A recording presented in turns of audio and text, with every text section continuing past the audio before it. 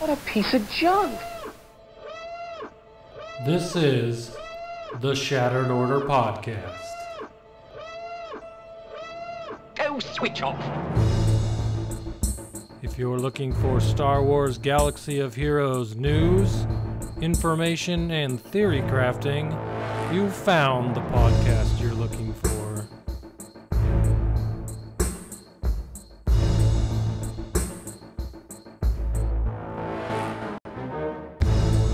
With your hosts, Goodnight Punk and Windkiller Inc.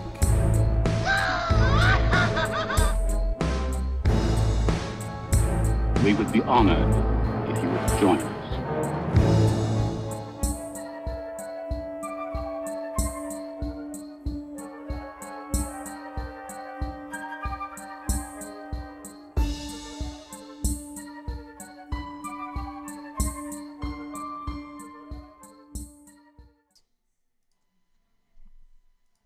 Hello, everybody, and welcome to the 118th episode of the Shattered Order Podcast. I'm your host, Goodnight Punk, and with me, as always, is my good friend, Wink. What's up, Wink?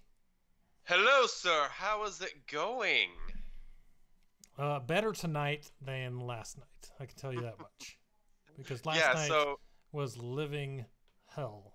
I can tell you. Yeah, it was a rough night, apparently. I saw the little screenshot you posted of your unbelievably delayed flight. Holy smokes. And you know what? It wouldn't be so bad if it was delayed once, but the 4 hours and 30 minutes I was delayed was about 5 different delays. And then they changed the gate every single time. So every time, if you've ever been to the San Jose airport, their gates are like one long room, and it's like 200 feet between gates. So they'd put us at like 25, and then they'd put us at like 18, and then they'd put us back at 22. Oh, it was a nightmare. Jeez. Oh my goodness. I hated it. That sounds awful. I can imagine. Instead of getting home at 8:30, I got home at 12:50. Or sorry, to the airport at 12:50. Good times. Dang. Good times. Yeah. That sounds absolutely amazing. Hopefully they compensated you in some way, shape, or form. Vouchers, man. Got some vouchers. So it worked out. That sucks. Yeah, I mean, better than nothing, but... Better than nothing. That's the main thing. But the thing is, the main thing is, I am here tonight. I did make it. That is true. So. Indeed. That's the real important thing. And you're also not going to miss something that happens tomorrow. I can't remember what time I'm have to look, but it's hunting season. Yeah. Gonna go hunt some lions tomorrow. Pretty pumped. You're not gonna be able to get them. I already blessed the rains down in Africa. So. Yeah, we'll see. If you are unfamiliar, you may know that Dan and I are both huge NFL fans, and I'm a Packers fan. You're a Lions fan. They play tomorrow, and here's what I think we should do. Okay. If you're willing. I don't know what it is yet, so if the Lions beat the Packers, next week during the entire live stream, I have to have something on me saying Lions rule or something like that, on my side of the live stream. If the Packers win, you have to have like a piece of cheese and saying "Go Pack, go" on I'll have my wife your side put in lipstick a G on one face, or on one cheek, and a B on the other cheek. How's that? I like it. That'll work. All right, that makes it more fun. Perfect. I like it. So we'll see what happens. Go Packers. And hopefully it goes better than football games did today. Today's been a disaster of a day, but also a really great day. It's all over the place. Everything's everywhere. It's all over the place. So we want to give a shout out to our friends over at Order 66. One of our friends and former guildmates, Nika, told me you guys were talking about the show and that a lot of you guys are fans of the show. So thank you for listening, and we wanted to give you guys a shout out. So totally. Thanks for listening, guys. Indeed. All right, you ready to jump into this first topic? Let's get it. Hey guys, what did you do in Swoga this week? Well, this week I made a video about my arena team. If you have not seen it, it is on youtube.com/ShatteredOrderPod. Make sure you go subscribe. We have a lot of you that subscribe on Twitch and Discord and YouTube and everything, but there are a lot of you that aren't subscribed. We would really appreciate it if you would go make sure you're subscribed on Twitch and YouTube. A lot of these videos we've been putting on YouTube just because it is easier for people to watch.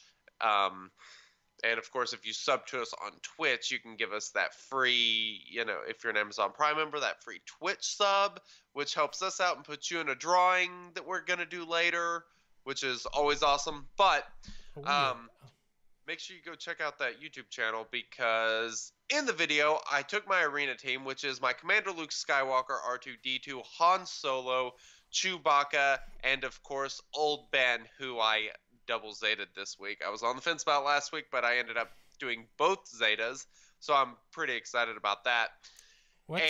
Okay, so while we're on Old Ben's, what's it? So Sure. I know the Zeta for the taunt. What's the second Zeta?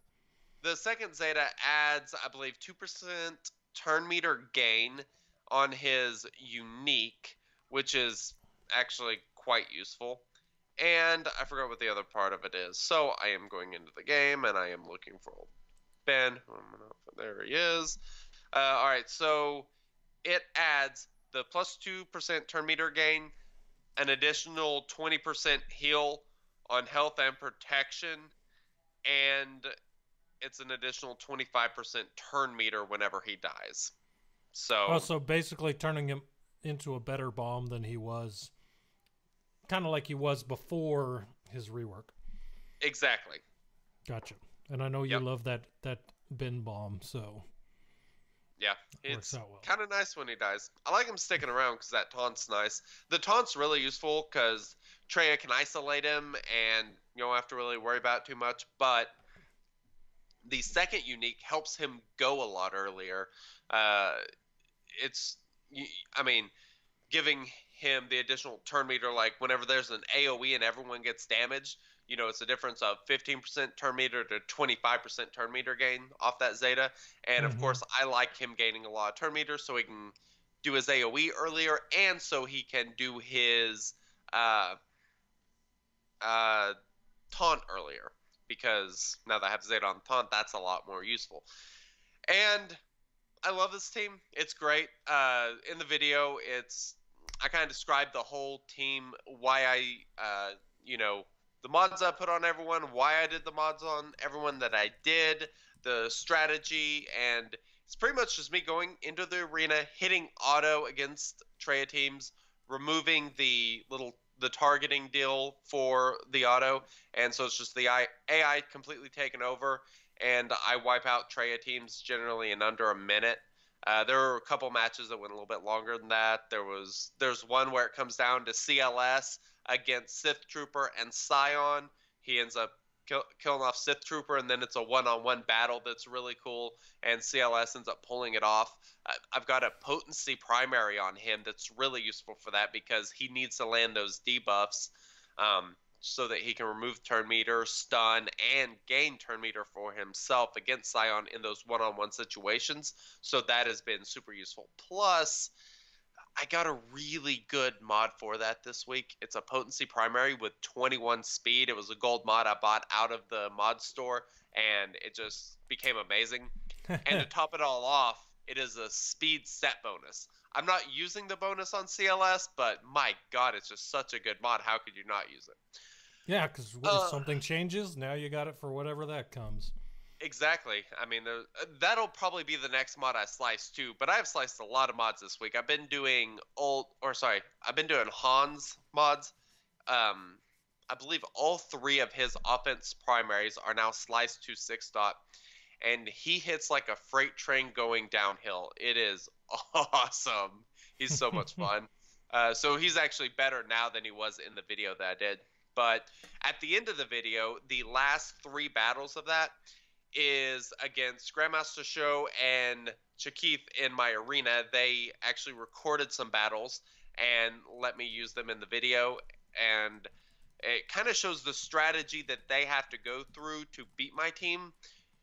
You can't, like, if Darth Nihilus AoEs early on, it's basically a death sentence. I mean, just the number of counters and turn meter gain usually results in Old Ben then doing his AoE, which then opens up another window for more attacks, and it I mean, almost always ends up in someone getting wiped out. It is just absolutely awesome when they AoE. So they have to be pretty specific about the way they attack.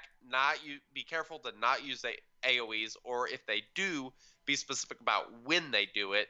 And that kind of makes people want to avoid your team when you have to go through that much effort and change your strategy that much to beat a team. And so over the past 4 days, my arena team has dropped to 7th, 12th, then 20th, and then today it was at 13th. It has been holding so much better than my Treya team did. Treya was dropping mid to late 20s every day, and this team is so much better. It allows me to spend a lot less time in arena. It's, the great thing is arena battles, I used to not be able to auto anything with Treya. It's like if I'm working or whatever, pull out my phone, go, hit auto, stick it back in my pocket, don't have to worry about it. So it's been a huge time saver. I absolutely love that team. Very nice. Yeah, the time saving is always good, especially when you have a certain amount of time to get all your fights in. Yep, for sure. So the other thing is, I mean, you're going to figure out why we're talking about this if you don't already know, but my KOTOR farms are, God, they're not going well at all. I'm 87 out of 100 for Bastila Shan, so she is super close. I'll be done with her next day or two. I am 3 out of 85 for Jolie Bendo. I am 19 out of 25 for Zalbar. I just got him unlocked. 19 for 30 for T3, and 16 for 30 on Mission Val. So, I don't know. I'm screwed. If the obvious prediction is correct, I am so screwed. What did you do this week? Oh, well, I was able to unlock Chewbacca at 7 stars using your strategy. And also using you. Seriously? What? What? I don't recall this. Huh? Yeah, so if you haven't heard, go check it out. There's a VOD on our Twitch channel. And I think we also made a video, and it's on the YouTube. But basically, we wanted to put out a video. Wink wanted to play the event again, try to use this strategy to show how you could beat it. And so I got my Boba to gear 12. Very much so. You did not need the Zeta like you were saying last week, and I was just kind of skeptical, but didn't need it, and it worked out very well with the potency sets. So we were able to get that out and posted on YouTube and Twitch the day before the event ended. So hopefully I was able to help some people to get that event finished, but you were able to beat it using that potency trick with Boba lead, and I think you wound up with Cad. I think you had Cad, Dengar, and Boba alive by the end of that. So that was it went pretty well. impressive considering Cad was my least geared bounty hunter. But that stun from him was just timely for sure. So what was funny is whenever we just decided that I was going to test it and live stream it, Sokka in our guild, we were talking about it, and I was like, oh, I'll have it. It won't take over 25 minutes for sure. And then, it was literally right at 25 minutes pretty much whenever I beat it. So, I didn't expect to beat it that quick, but I did end up pulling it off. And I think 2 of your characters were gear 10, 2 were gear 11, and then Boba was gear 12 with only 1 piece of gear 12. And I don't think I used any sliced mods on it. So, I am going to, or if you're wondering how to get Chewbacca at 7 stars for next time, make sure you go check out that video, because It's a pretty useful guide, and a lot of people found it pretty useful. Yep, for sure. So go check that out. It was pretty epic. It was a lot of fun being a bystander and hanging out in chat during that. I was able to scream in my hotel room with no one getting too angry at me. So that was a good thing. But yeah. I'm on to the next challenge, pretty and that excited is when that happened. holy smokes, that is Chewy syringes. Oh man, I think I used all of mine to gear up those bounty hunters, and now Chewy needs just a crap ton of them, and I have 0. So I think mine's stuck at gear 9, about to be gear 10. I'm working hard on the gear for him while still farming my hard nodes, so it's kind of slow going, but I'm not using them for anything right now. So within the next week or so, I'm planning to try to put together my CLS team from my testing of Chewbacca, but my old Ben's still gear 9, so I might be running something else, General Kenobi or something. I don't know what. Oh no, I could probably use Baze, but as far as I've heard, both of them are not as good as old Ben, so we'll see. But the next question I have is, I have 6 Zetas, 60 Zeta mats, almost. So I almost have 4 Zetas ready to go, and I'm kind of curious which one of them I want to throw on him, or whether I just want to throw them both on them. But I don't know. Which ones do you have? On Chewie? Yeah, Chewbacca. The new Chewbacca. What Zetas? I have both. Both, of course. Why would I not have both? I went last time you were talking about. Well, we talked about the podcast poll last week. You were saying you were going to do one over the other ones. I didn't know if that meant you were only planning on one, or you were planning both. Just saying if you could only choose one, you would pick them. So that's why it wasn't too sure. I gotcha. No, I think I did both immediately. He's one piece away from being completely max. But if I had to pick one, it would definitely be the heal, because that heal it's so good. I mean, it really is kind of required. So gotcha. The other one's really useful. It certainly delays Darth Nihilus's annihilate ability, and it has a lot of benefits to it, but the heal's where it's at. And like you mentioned last week, doing the tenacity thing on Chewie works really well. That was something I talked about in the video also, is I have a sliced tenacity primary, and one tenacity set on Chewie. I think he's like 93% tenacity, and that is pretty effective. He still does get dazed to a decent degree, but it's far less than it was. I've been thinking about going full tenacity set on him and get him to 136, but gear 9. Let me tell you the stats on mine, because I did full. So a lot of my really good tenacity secondary speed mods were just chilling on, not on anyone when I geared up Chewbacca. So he has full tenacity sets on him, like every spot.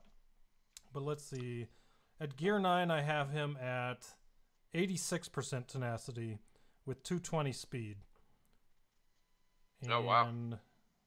Yeah, 2700 damage right now, so got to work on that a little bit. But I think once I get more of those gear pieces on him, since he's only gear 9, that'll only skyrocket. So I'm hoping that set will work out really well on him, because let's see, it was how much extra speed am I adding to him?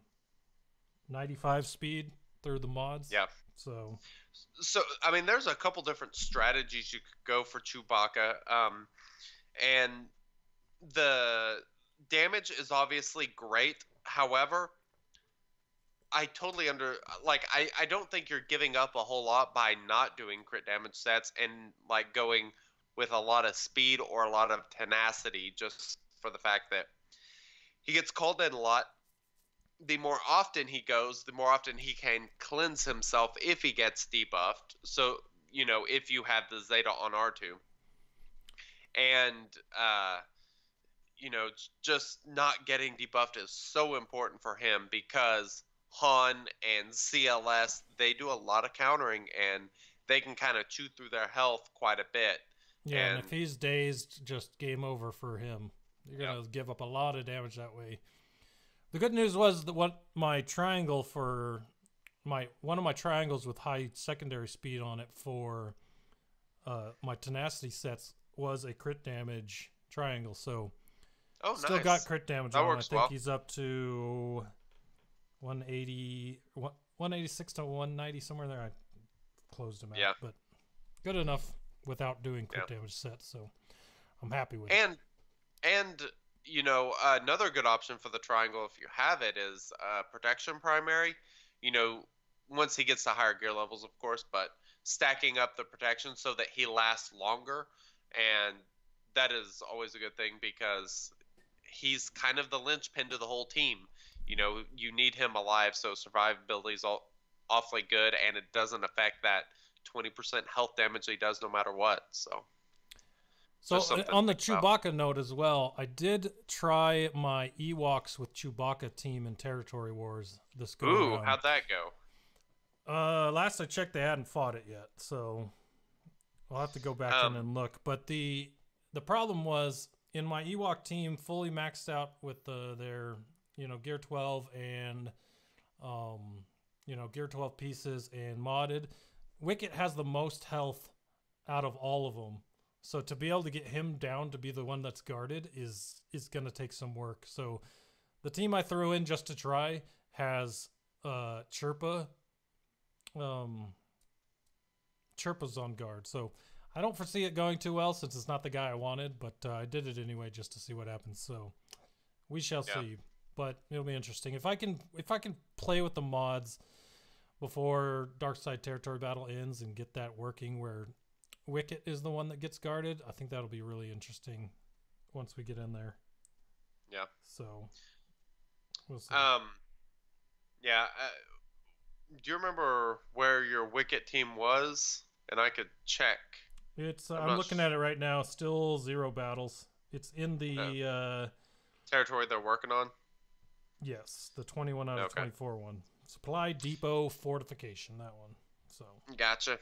Yeah, I put my arena team in the very first node, and it took 3 battles to take it out. It looks like people were kind of watching it, notice they had full health and everything after 2 battles. So it looks like basically people wasted 2 teams, figured out they couldn't do anything against it, and then probably had to send in and waste a really good team to beat it. So that was probably a pretty good use of them. I always say, in my opinion, on the front levels, if you're, and this is more of a lower, not end territory war strategy, but for the bracket we're in, if you're getting, more than 2 or 3, sorry, not 2, but like 3 or more on the front row, that's a pretty good defense team, considering that's where people are gauging themselves for the rest of the battles. So if you can get 3 battles in the first territory, I say that's pretty good. That's why I think when you get to the back end, like the back territories, and you got those guys doing 17 defenses, like you're never going to see that in the front territory, right? Once you get to that back one, people are throwing whatever's left at it, seeing what sticks. True. So 3 at the beginning, I'd say is pretty good. So. Yep, indeed. As far as KOTOR goes, like I've been still blasting away at this. I feel like I'm probably in a good spot, at least at the moment, still for at least Jolie and Bastila, because I think last week I was 30. I think I was near 30 out of 85 for both of them. I'm at 49 out of 85 for Jolie and 57 out of 85 for Bastila. So cruising right along on them. It's a little lower than I wanted it to be for those 2, but that's because I threw in at least 1 full 8 battles for Zalbar now every day, and I've got Zalbar up to 25 out of 30. So from 0 out of 30 to 25 out of 30 in a week, and so I'd say that's pretty good for Zalbar. T3, I just got to 4-star today, So he's 7 out of 65. Now the real problem for me is going to be Mission Val because I haven't touched her yet, and she's at 0 out of 30. So not good. Yeah, it's going to be real hard to get 2 Cantina characters in the same amount of time. So I'm trying to find ways to work around that. And some of those ways might end up involving depleting crystals from arena battles and everything else, because I'm starting to think that one of those 2 Cantina characters I'm going to have to try to farm crystals with crystals while running Cantina energy on the other one. So yeah, we'll see. There's going to be a lot of supplements here with crystals, I think, to try to make sure I get these if I want them 7-star. I think to get them to 5, if it becomes, I think we're going to get too far into what we want to talk about later with this, but if it's just a 5-star, I think I can get that pretty fairly easy without, throwing all my crystals at things. But if I want 7-star, which I want 7-star at everything, that's always the goal for everyone. It's going to take a lot of work. So, but I'm really happy with, I don't know, a month and a half on those 2 in hard nodes, from regular hard nodes and ship hard nodes, to get almost to 6-star now and start working on that 7th-star. So I'd say that's pretty good speed. I'd say that and I think it's a pretty good thing to note that the adding them on a hard node and a ship hard node has made it significantly better, I think. Just to be able to throw your extra energy from the ship nodes onto those characters as well as the regular hard nodes. 25 crystal refreshes I wasn't too high on before. It still kind of sucks to have to spend that much energy to get more energy and then spend crystals to refresh. Still sucks, but it's does nice help. Having the option. Yeah, the option being there is I don't think twice about 25 like I did Agreed. with 50. So Bastila, Jolie, and Zalbar I refresh every day. They're hard nodes. Me too. That's why the Chewbacca gearing has reached a halt, because it's more about buying them out of stores for guild currency and I got you. guild event currency to get him up and using all that energy on hard nodes right now. So lot slower process. Yeah, he's about gear 10. He just needs a Carbonti and a syringe, and that's it. And then I'll see what else whatever fun stuff I got to get to gear to 11. So we shall see. But yeah, that's pretty much what I've been doing, is gearing Chewbacca and farming KOTOR tunes and fighting in territory wars. So good times. Sounds like it. Yep. So I promised to put the podcast poll out last night. Whoa, but what are you doing? What? What are you doing? You just jumped right in. You didn't give me a chance to do anything. Did you do something? I might get really... Since everyone loves a good poll, let's dance through the results and see what you thought this week. Time to talk about the poll. There are so many double entendres there. It hurts my head. Oh, we've played far worse on this show. Well, yes, but that one could have gone 2 ways. And that was another double entendre. Anyways, okay. Hey, podcast people poll. love the poll every week. Come on. I know. Well, we got to have a sounder, and that was a pretty good one. I am happy with this. Podcast poll. All right. So I was going to put this out last night, but Southwest Airlines and some EM teams, a fun story that I did not tell anyone, and I'm not going to go into here, but right as my plane was about to board after 4.5 hours, someone passed out and cracked their head open on the floor. Very sad. I feel bad for the lady. I think she's okay by the time that she was taken out in the gurney, but they would not let us board the plane because she had passed out in the area where you load onto the plane. Oh, so just geez. Every single thing that could have gone wrong yesterday went wrong. So if you play this game and you're listening, I hope you're better. That fall shook the entire floor. It was crazy. So I hope that you're doing better. But man, No pushed kidding. back boarding That's the rough. plane another 30 minutes. after the 4.5 hours. It was good times. But yeah, things happen. Anyways, I was going to put the poll out last night, but because I had the joy of spending my night in the airport, I did not put it out. We put it out this morning, and boy, did you guys respond. Lots of time to do it today on your Saturday to yourselves, doing whatever you're doing. So I would like to say, I think that this set a new record. What was last week's? Just over 200? We were hoping for 250 this week. I don't think we broke 200 last time, did we? Let me go check. Maybe not.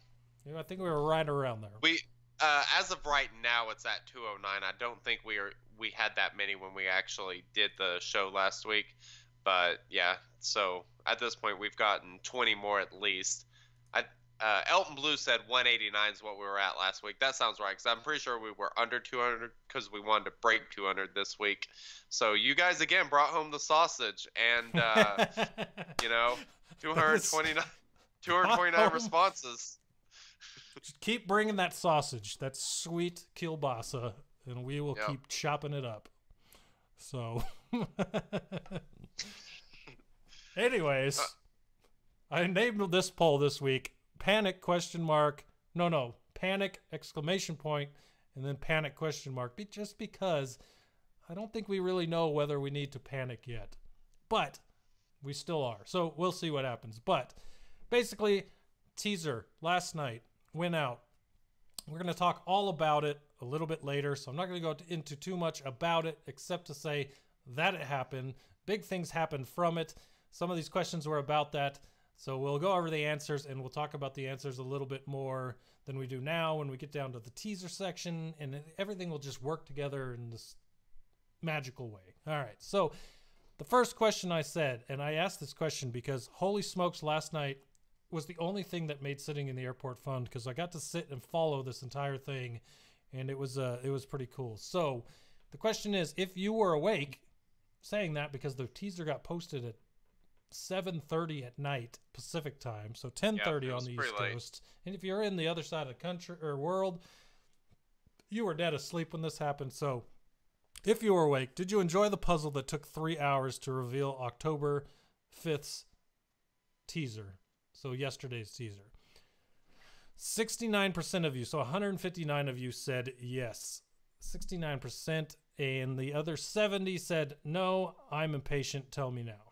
I'm on the side of, if you're going to do this regularly, that would be awesome. I hope they're all this. I agree. I hope they all take as long as this one did, because people were just trying everything to try to figure this thing out. And once it finally did, it was well worth it.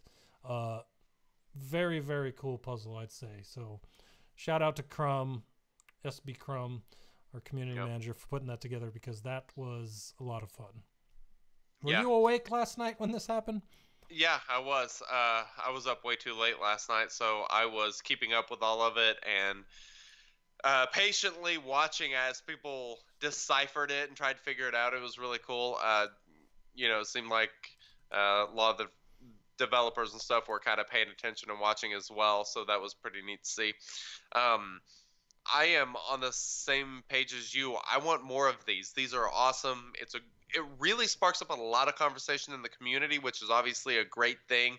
It's great for the game. It's great for the community and all of that. So I really hope that they keep these going, because the reception on it's been great. I mean, usually we see and hear a lot of bitching about God only knows what, but every time they post these, it's everybody like, oh my God, what is it? You get such a different vibe from, the forums and Reddit and stuff whenever they do this. So please keep it up. It sounds like it's something that they do have interest in keeping up. They seem to have a lot of fun based on some of the comments about watching everybody try and figure it out as they go. So that was pretty cool. Big fan. Totally, for sure. The next question I had went off of what happened after we figured out what it said, okay? So if you don't know, I'll just give you an overview. There was a video, and it was Revan in the video. So surprise, Revan is coming to the game.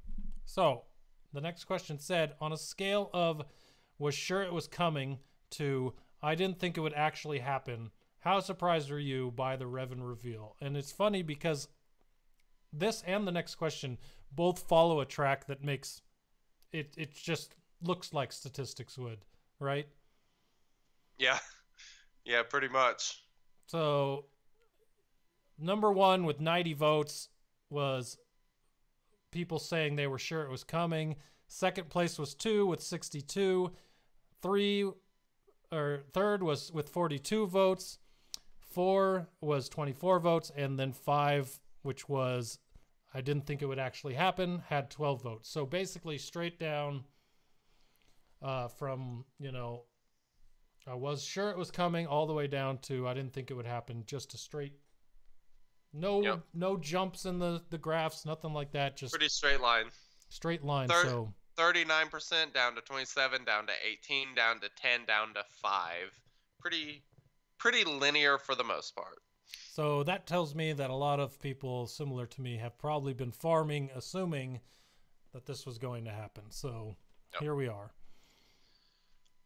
And next question was, on a scale of, okay, but it's like Chewie's event, to no matter how we get him, he will be mine.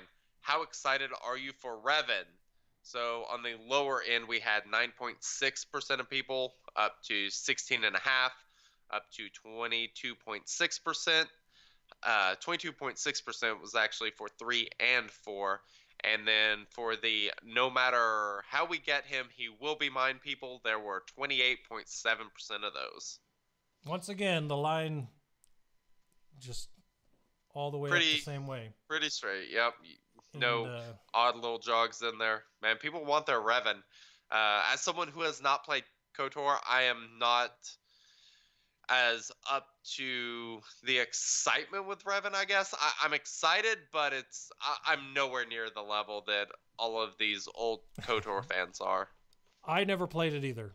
And here's the thing.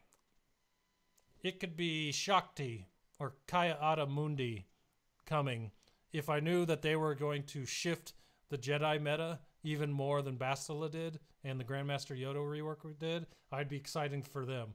I'm excited for Revan because he is, if you look at what you're seeing, it looks like he's wearing from what I've been described from KOTOR fans, is it looks like he's wearing light side stuff.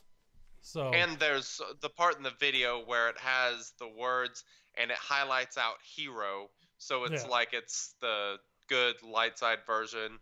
And also, no red lightsaber is obviously a good thing. Yeah, so if it's Revan, cool. I don't really know the character that well, but if he continues to make Jedi even better, totally all for it. So yeah, I'm in on that. I need to do a little bit more research on him. That way, I have a little bit more grounds as far as what to be excited about. From chat, another thing we will talk about again later, the link to the video that reveals Revan was Jedi Revan backwards. So it is Jedi Revan. So there you go. That's how I knew it. That's what it was that gave it away. Yep. Makes sense. Even without knowing how we will get Revan, have you entered full-blown KOTOR character panic mode?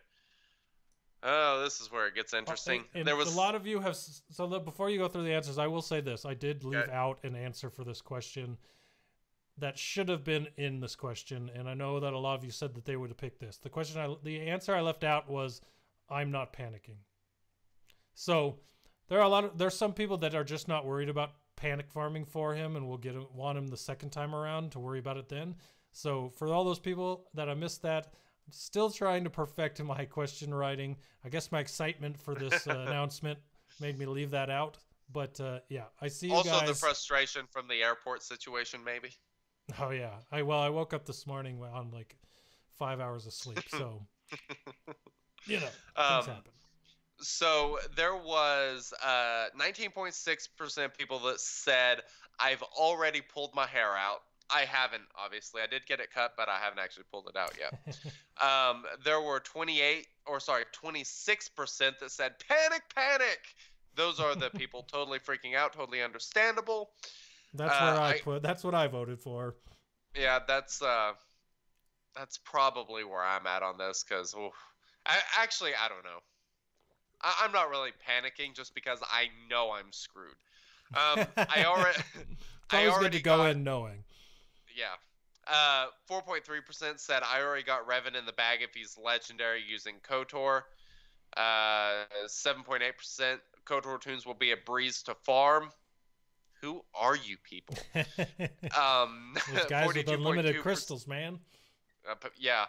42.2% said I think I'll be okay. I should be okay. Tell me I'm okay. And to that 42.2% people, I say, you're okay. Now, do you say that meaning it or just lying to these people? No, I'm lying to them, absolutely. Yeah, okay. I'm glad we're on the same page. You're probably as screwed as I am. But they're totally fine. Things are going to go great. Everything will... Your RNG will be great from this day forward. Yep. There's definitely going to be double everything's drops. Fine here. Situation normal. Yeah, how are you? Exactly. All right, what's this next question? Next question was... Oh, gosh. Who will be your problem child or children, assuming, again, that KOTOR characters are involved with Revan? So the answers were Bastila Shan, Jolie Bindo, Zalbar, Mission Vow, and T3M4. Now, this one I actually am surprised at the answer to, because I literally thought the number one answer was going to be Zalbar. Now, he wound up being second place with 60.9% of people responding, saying that that was one of them. But before him is Mission Vow at 67%. So it goes Mission Vow, then Zalbar.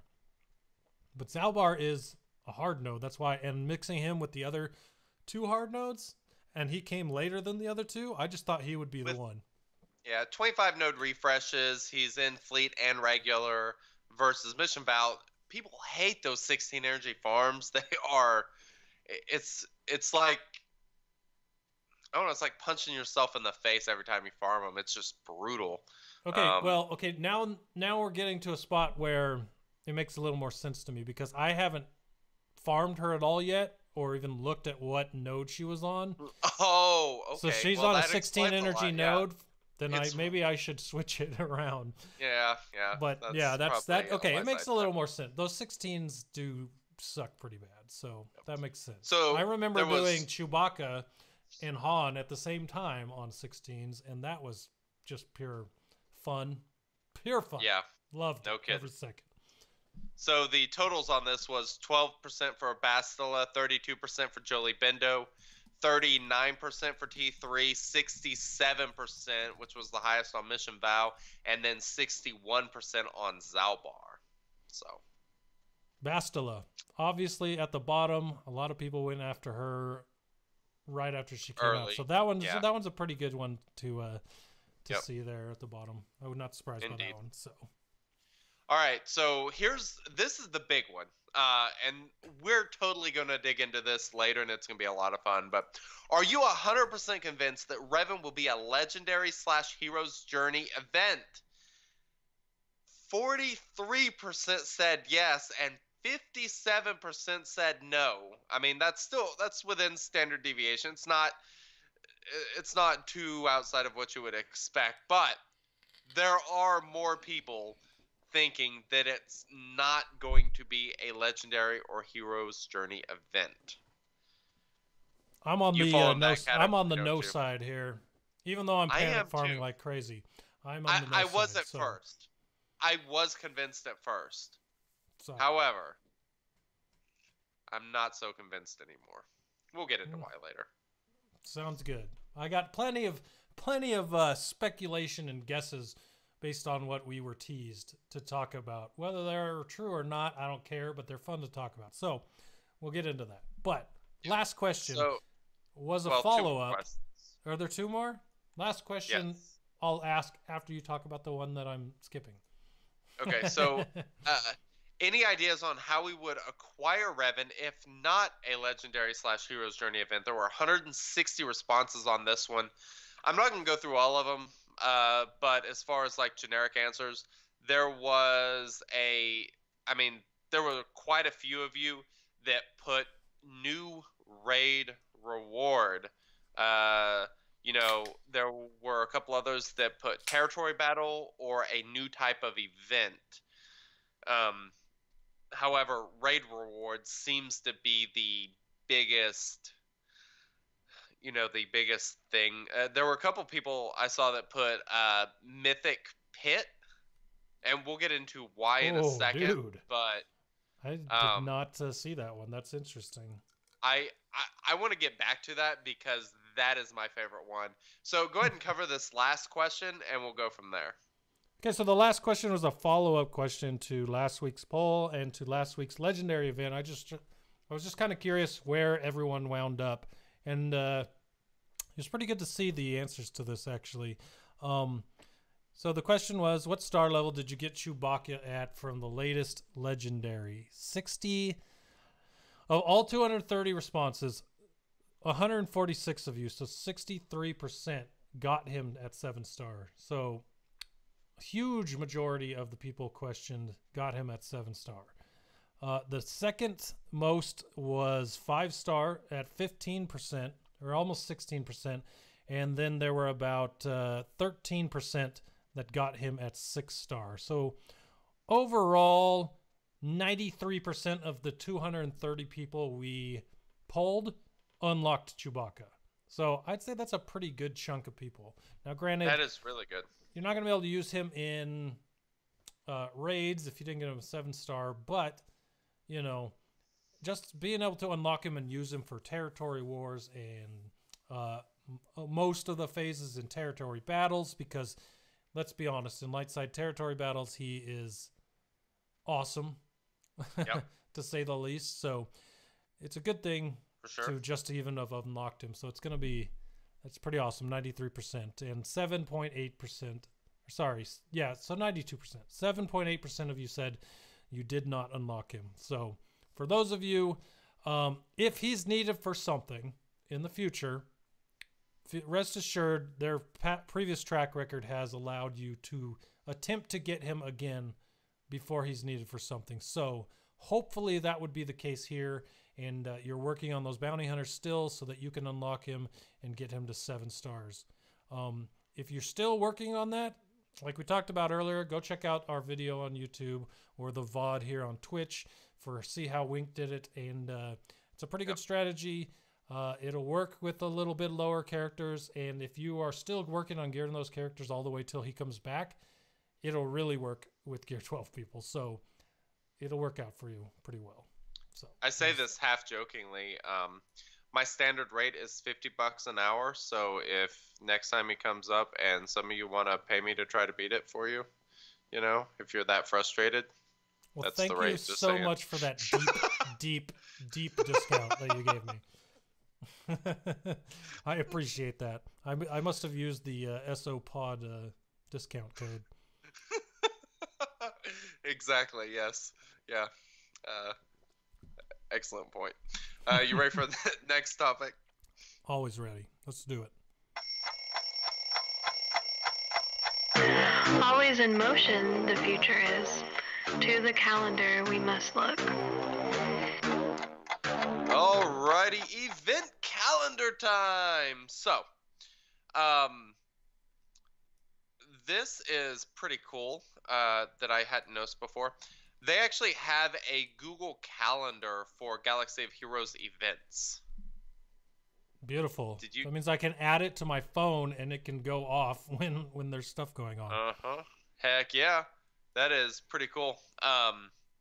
So, yeah, if you want to add events to your calendar, make sure you go hit up that link. Of course, the links will be in the show notes on the website, so you can go find all that stuff. And, shadowroar.com/episode/118 is where you will find it after I get it posted, hopefully tomorrow. All right, so login character for October is Night Sister Spirit. That's cool. I need to finish her, so I don't mind the shards. Is your spirit finished? Is this helpful for you at all?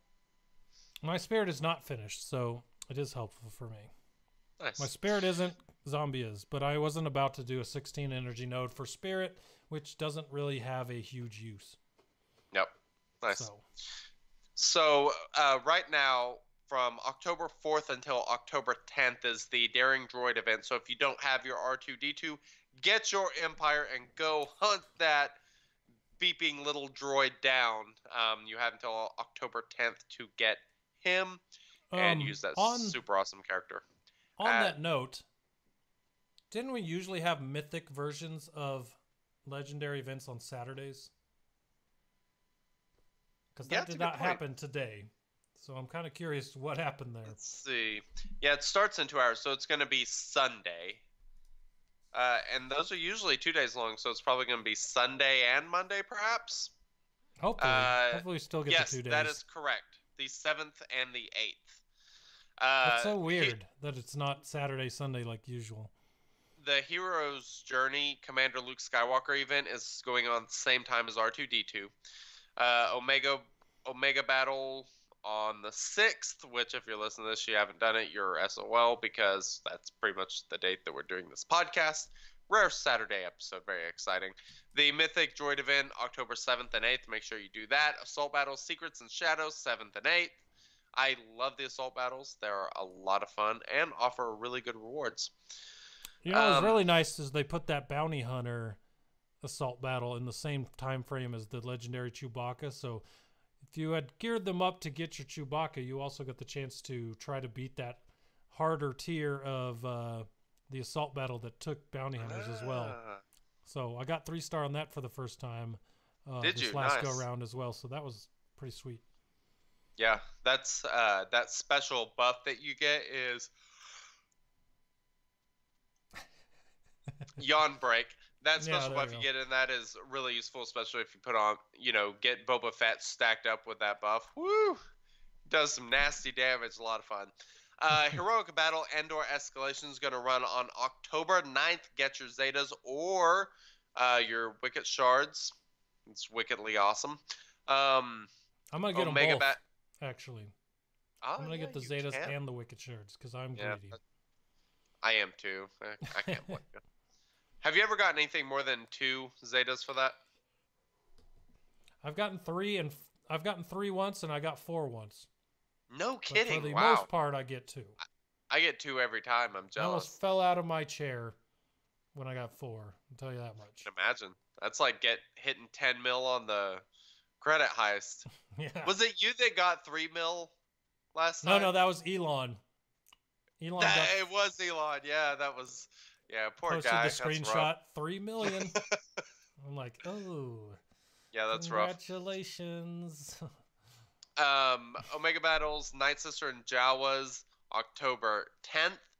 BB-8 returns on the 11th through the 17th, along with Rey Jedi Training. So they're stacking up these Heroes Journey events with the legendary events that coincide with them. And then we will have the Mythic event for BB-8 on October 13th and 14th. What?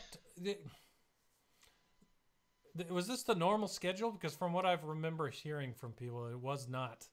Like, these were not scheduled to be in this month by projection. So it's interesting to me that they would all be scrunched into this month. So it makes me wonder what's being scrunched. And why are they moving? Yeah, like, why are they moving to this month? And what is going to be put into the next month or two to take that spot? You know what I mean? All right, so these end on the 17th. Pay attention to the dates that I continue naming. So, Military Might, October 13th and 14th. Executrix Fleet Mastery event on the 15th. Assault Battle Ground War, 17th and 18th. Geonosian Advanced Tactics on the 18th.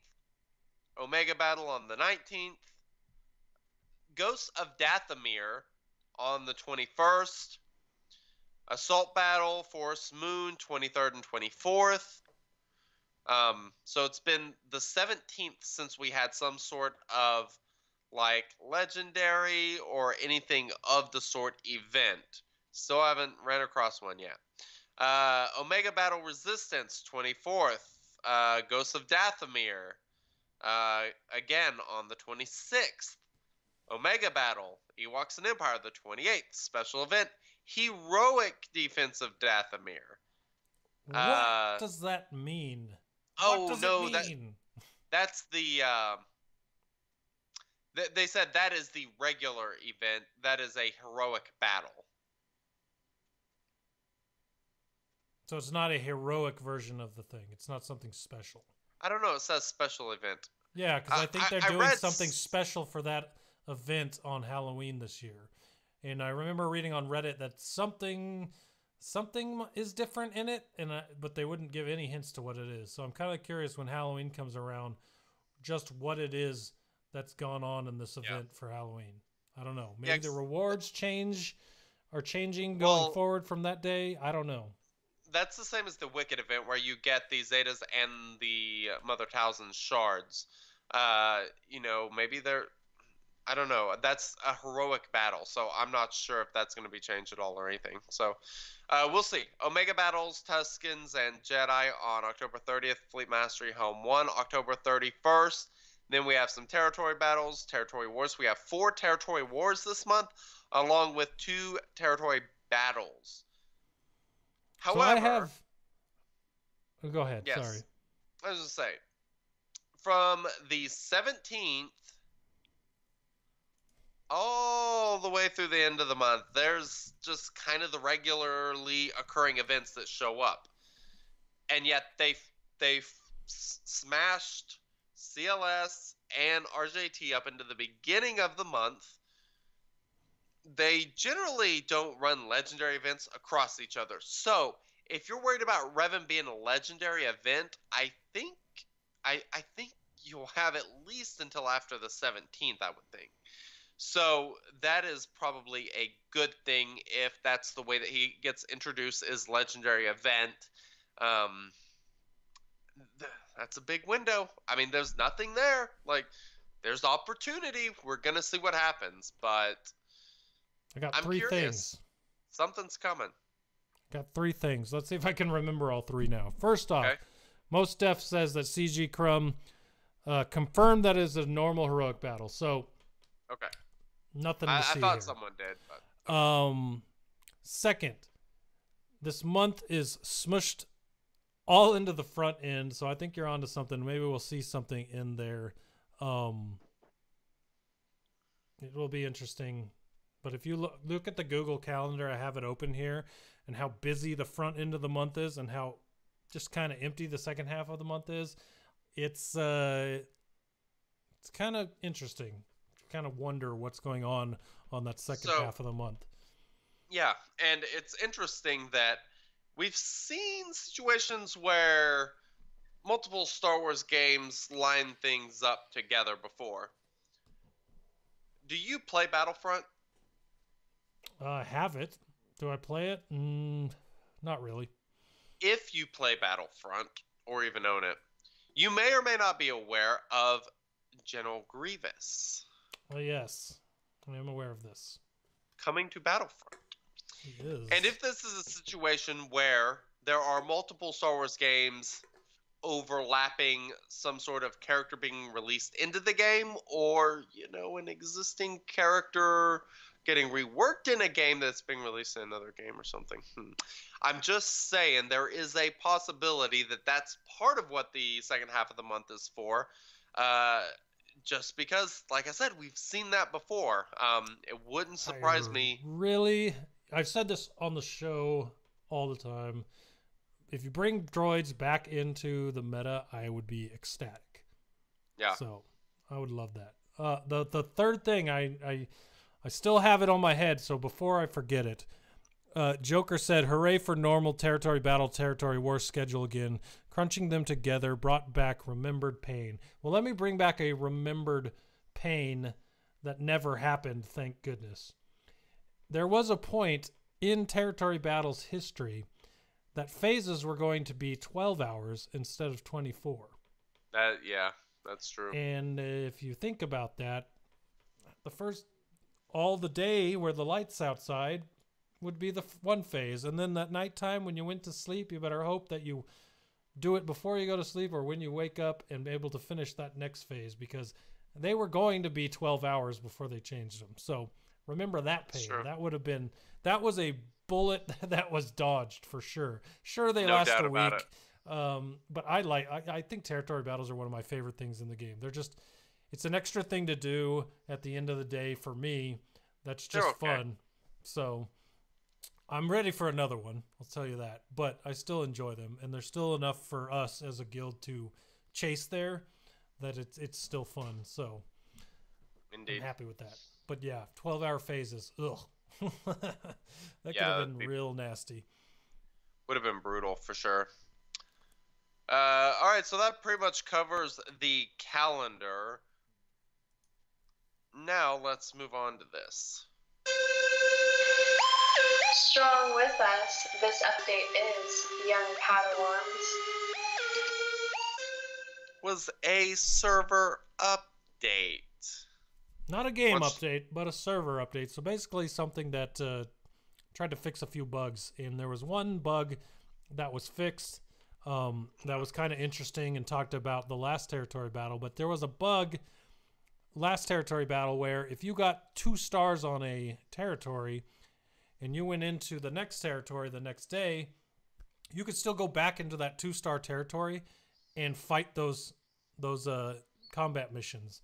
So you could say, okay, we need 10 people to do this combat mission to get us 3 stars in this territory, and then we can all just focus on today's territory. And you could go backward and finish off territories that maybe you missed by 2 million, those types of things. And I heard about a bunch of guilds that were able to do that. So that was getting some extra stars that they had never got before. Well, that was a bug, and it has now been fixed. So this time we will not be seeing 2-star territories being able to be fought again, because that was patched out. So Dark Side territory battle coming up, you won't see that again. But I thought that was interesting to mention. I don't know if anyone saw that this update only had like 3 things that were fixed in it, and that was one that caught my eye, along with a bug, a very interesting bug that they know about that has not been fixed yet. And that is a bug that came about when they reworked Zombie. So you've seen this, I hope. I have, and I wonder how much I was subjected to it. Last raid, phase 4, I wrecked it. I was at, actually went back and checked. It was 54% left. Darth Nihilus had 8 turns left, and I think Scion had 7. I want to say 6 or 7 turns left. And I was down to 54% from the beginning, and I was just rolling. That zombie rework is awesome. The heal is pretty significant. It makes a really big difference. The reviving other Night Sisters removes so much randomness from the event, as far as, your runs getting screwed up and having to restart and stuff like that. It is just, I love it. But there is this issue where Darth Nihilus is stealing her negative buffs and removing his own speed, and I'm not sure if I was subjected to this or not, and I am curious to find out how things go once they get this fixed. Yeah, so that was if it did happen to you, it was one where you couldn't really tell as much, right? Well, Correct. There's a team in phase 1 that people tried that wound up being to the point where Zombie would have his minus 100 speed, 100% speed stat. And I guess this is the first time in the game where a character has had a negative stat on them. So they didn't foresee this happening, but Nihilus steals offense, defense, and speed. And so what he was doing, or is still doing until they fix this bug, is stealing the negative speed from Zombie and basically making it so he doesn't take another turn. And at that point, your Asajj can just wail on Dooku on auto until phase 1 has just completely been soloed by Night Sisters. So Night Sister solo team in phase 1, not intended, still there. So yeah, that one will be patched probably next week, it would be my guess. But yeah, sooner rather than later, I would assume. These things usually go pretty quickly, so I wouldn't be surprised to see that gone this week. But yeah, new zombie, wrecking phase 1 of the Heroic Sith raid right now. So For sure. yeah, that Pretty awesome. is a bug they know about. If you haven't seen it, there are some screenshots and things out there on YouTube. If you look up phase 1 solos, you can find videos on it. It's just crazy talk. Absolutely. I do not disagree. So, yeah, like I said, that'll get patched. Well, you ready to give away some stuff? I love giving away stuff. So if you are here in the live chat, we are here on our monthly giveaway for our Twitch and Patreon subscribers. So if you don't know, for our Patreon subscribers, if you're within a certain bracket, Wink knows the bracket, you're eligible for a $10 gift card once a month. And you move up in the brackets of your support for our show, you are eligible for a $30 gift card. And if you are a Twitch subscriber, you are also eligible for a gift card. So we are going to give away some free stuff right now because we love our listeners and our supporters. And yeah, I would love to do that. Indeed. So, Indubitably. yeah. Oh, you're cutting out or something. Indubitably. Of course, I think my internet is going bad. Do you still hear me? Completely. You sound great. All right, good. All right, so we're going to give away a $30 gift card to our Twitch subscribers. And if you don't already know, I mentioned it earlier. If you're an Amazon Prime user, go give us that free sub. It enters you every month to win a free $30 gift card, and it literally costs you nothing. It's a great way to, one, support the show and also get something back. $30 gift card can go a long ways. So it could be a few KOTOR character shards. I'm just saying. It definitely could be. So make sure you get on it, and you can sub otherwise on there as well. Just lots of ways to support the show, and we appreciate all of it. And a big shout out to everyone who does support us on Twitch. Thank you, and we appreciate it. And I have pulled a random number, and our winner for this month is Wingnut7902. Wingnut7902. Indeed. Congratulations to Wingnut. Yes, congratulations. Enjoy your Basilishan shards. Yeah, indeed. Who does not love their Mission Vow. Basilisk? Yeah. Get those Mission Vow shards.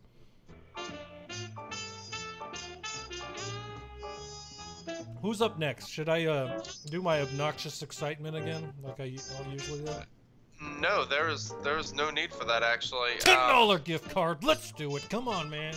I want to know who wins it. All right. Let's We've got some awesome Patreons. They deserve this $10 gift card. Who is it? I totally agree. All right, $10 gift card. Let's hear it. Come on.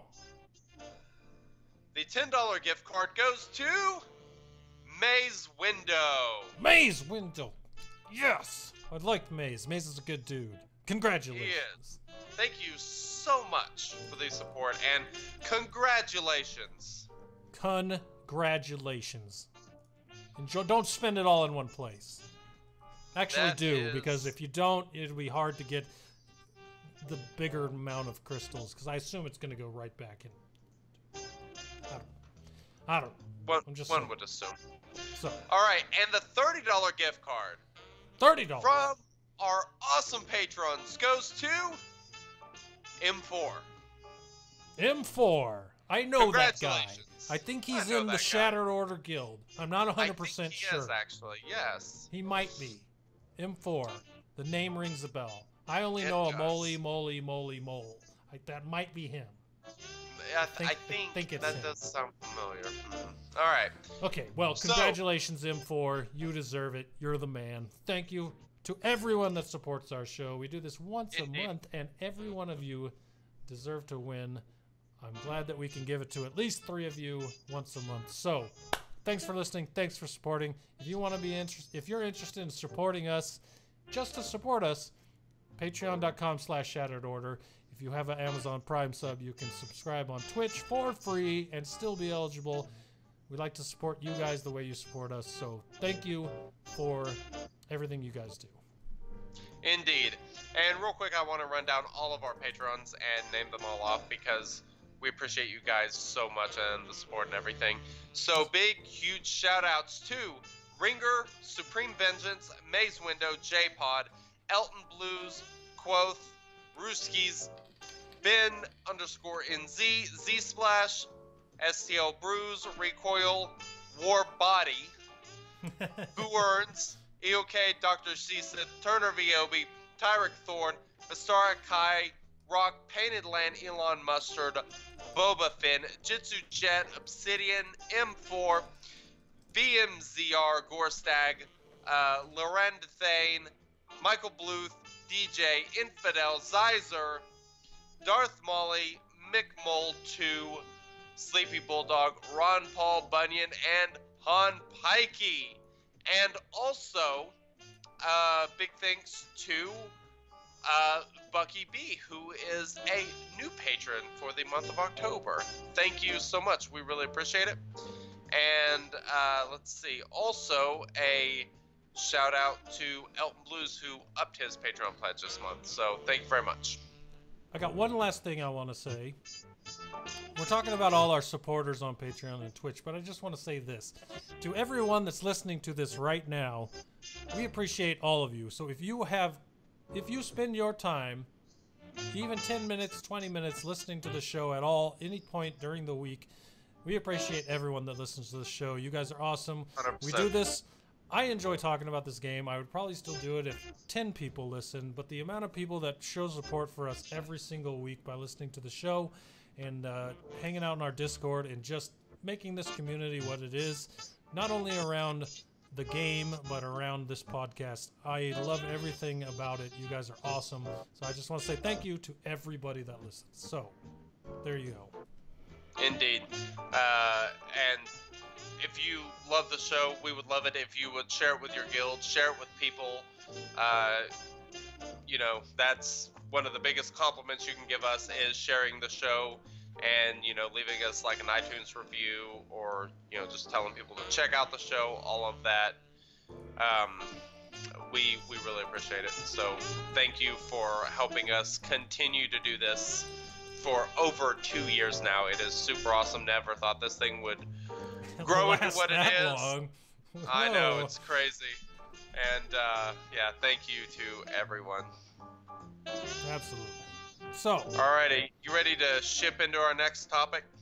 Let's I ship it. That's what they say on the internet, right? Yeah, I think. I ship this ship. Alright, what ship are you shipping? I am shipping IG-2000.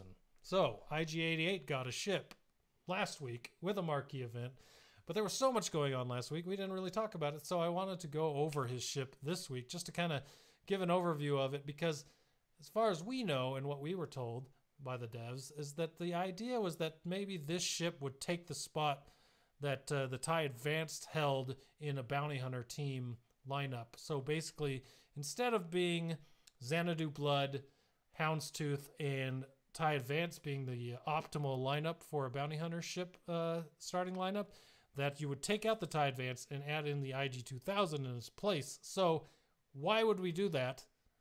I mean, we said that last week, but we didn't talk about the ship at all. So let's talk about what's under the hood of IG-2000 and why putting this in your starting lineup with the bounty hunters would be a good idea. What do you say? I think that is an awesome idea. I think we should just start off with unit name. IG-2000. Alignment dark. Categories: dark side, bounty hunter, scoundrel, droid, and attacker. Droid, very interesting. Crew is IG-88, just one poor little droid in his bounty hunting ship. Ship? Shimp. In his shrimp. I don't know what a shimp is. Aggressive bounty hunter attacker that deals massive damage to breached enemies. Such a cool thing, and I feel like I know what breach does pretty well. I'm quite familiar, and I'm going to have to prove that later this show. That's going to be I am afraid for trivia to break my my streak of beating you every time at Kahoot. I'm afraid this time around. Fingers crossed. We'll see. All right. Abilities basic. Exploit identified. Final text. Deal physical damage target enemy. If the enemy is breached, attack again. So, that's a pretty solid ability. Breached enemies, if you have a way to breach, like with the fiber tooth, as I like to call it, the houndstooth, you know, double taps are always awesome, and I will never complain about a double tap. His first special is... Oh, my brain's not functioning very well. Inertial dampeners disabled. This has a 3-turn cooldown. Final text, deal physical damage target enemy, stun them for 1 turn, and inflict target lock for 2 turns. This attack deals 50% more damage to breached enemies. Again, that breach thing getting mentioned. So far in 2 abilities, no way to, just from his attacking abilities, no way to inflict breach himself, but if you have someone in your team that can breach, like the other 2 bounty hunters I talked about, the Houndstooth and Xanadu Blood, very big damage coming out of this guy with the double tap. You're welcome for that. Bless you. With the double tap, and then also this stun target lock, and 50% more damage from his special. So you're not going to be getting target lock off his basic every time like with TIE Advance, but there is a way to get target lock from him along with the stun and extra damage. So you can still get the target, you can still get target lock out there.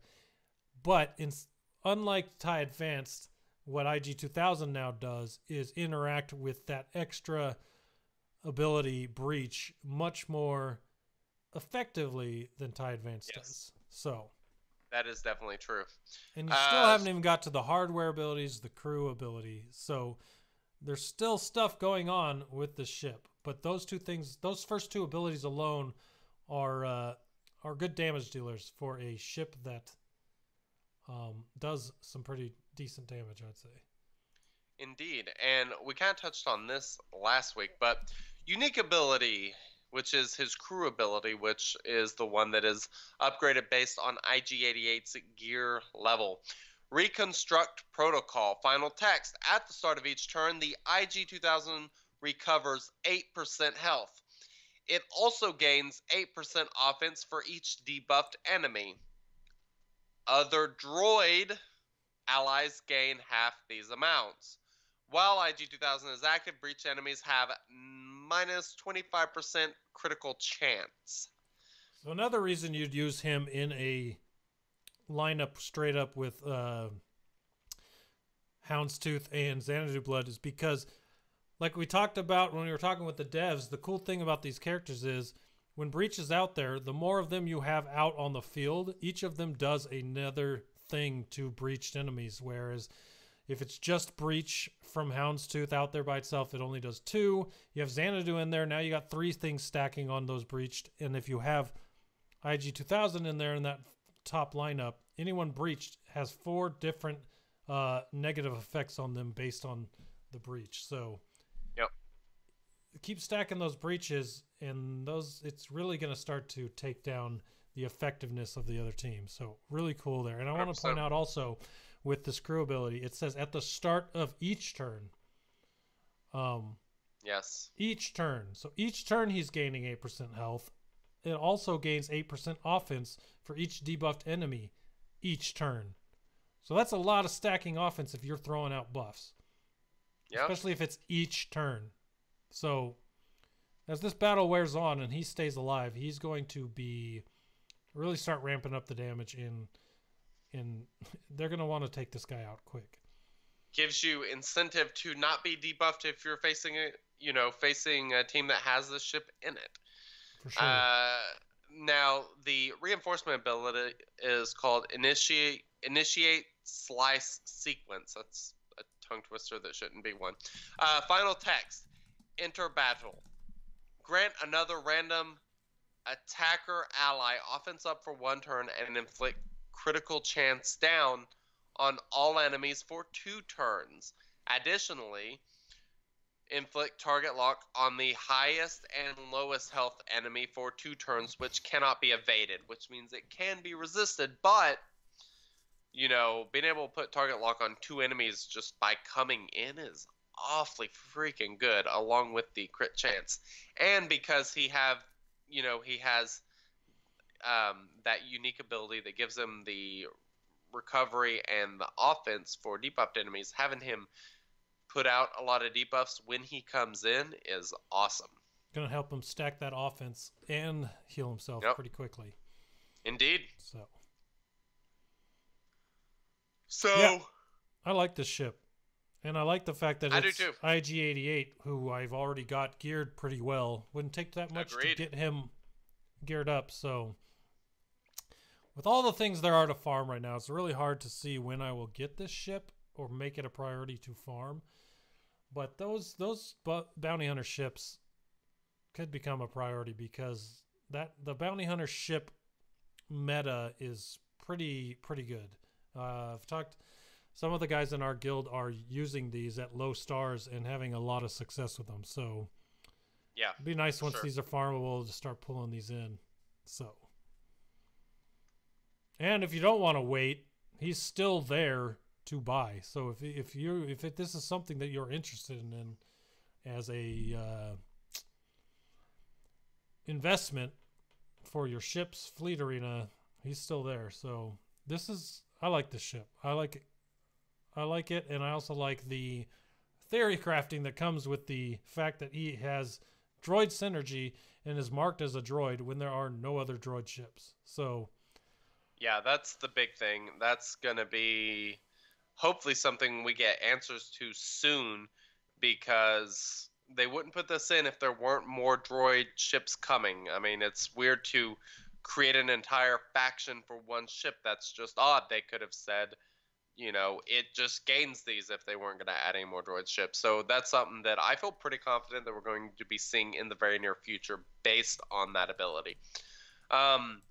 Something else that's interesting is this makes 2 ships that are probably best coming off the bench, you know, of these ships.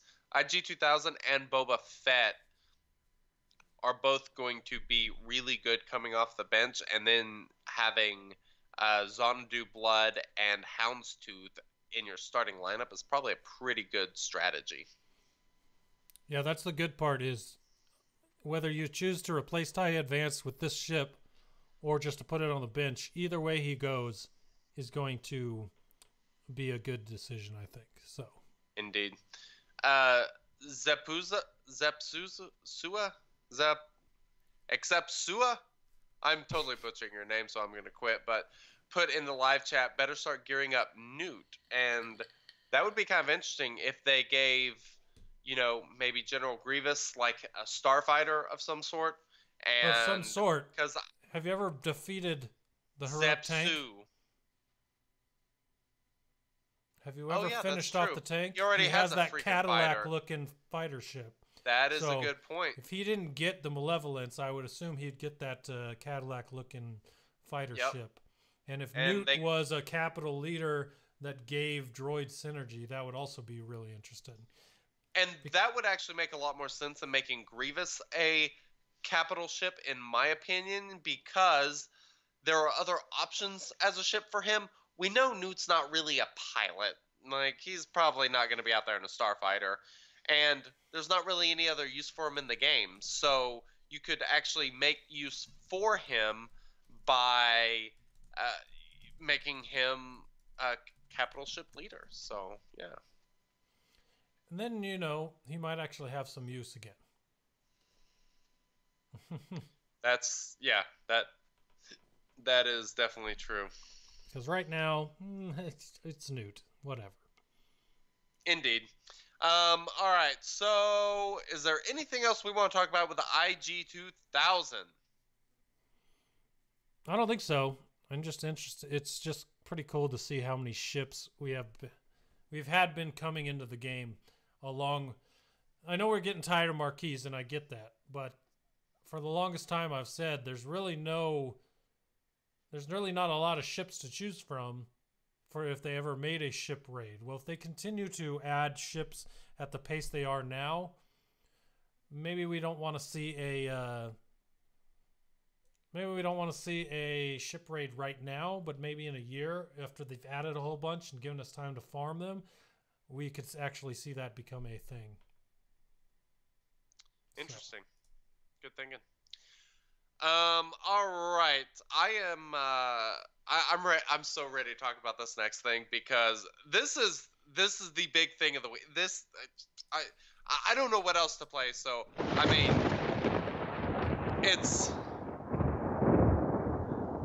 bring the thunder. Man, something is brewing.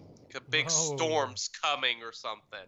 I don't know what it is. Stand back. There's a hurricane coming. Oh, man. All right. So, the Road Ahead teaser. Now it's time for us to dig into this, talk about what happened, how it happened, talk about the thing itself, and do the speculation. All right. Late Friday, October 5th, 2018, 7:30 Pacific.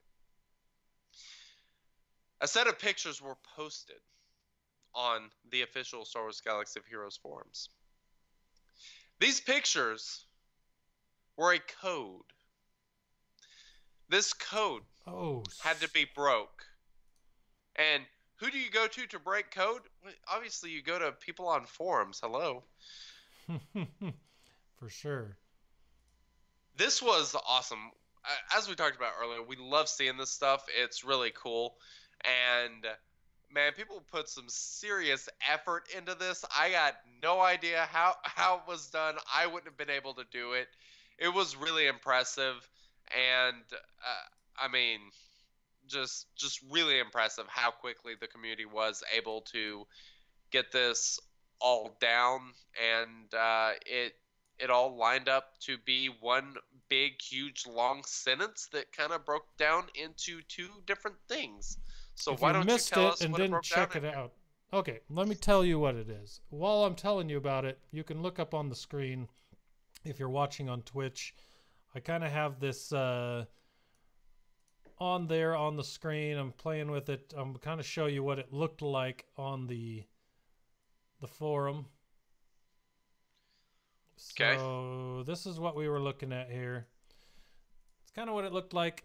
You can't really read it now, but this is just to give you a visual of what you saw. So it kind of looks like either a house or a Christmas tree. I'm just saying, we'll talk about that in a second. But it was a triangle with what people thought was Arbesh, which is a Star Wars language.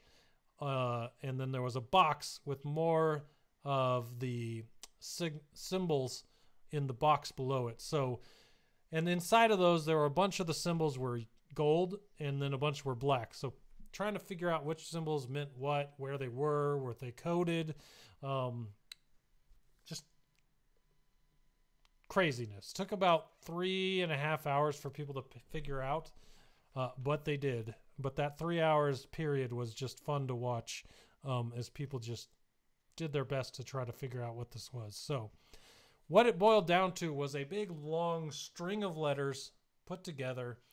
And if you took that string and you pulled it apart, you got a couple sentences and a link. A link was hidden in this picture. It's crazy. Ooh, but the fancy. sentence said, "The road ahead is coming soon. Period. The wait will be worth it. Period." Kind of like the picture with the jumbled, pieces that people put together, and you found out that there were bounty hunters standing around a figurine with a question mark on it. Not full answer of what was coming, but Gay kind of told you, it's coming soon. It'll be worth it. But then on top of that, on the end, there was a bit.ly link, right? If you got a bit.ly, it's a link shortening website. So it can take something that's 200, letters and turn it down into however big you want it. But there was a link. And it was BITLYNAVERIDEJ.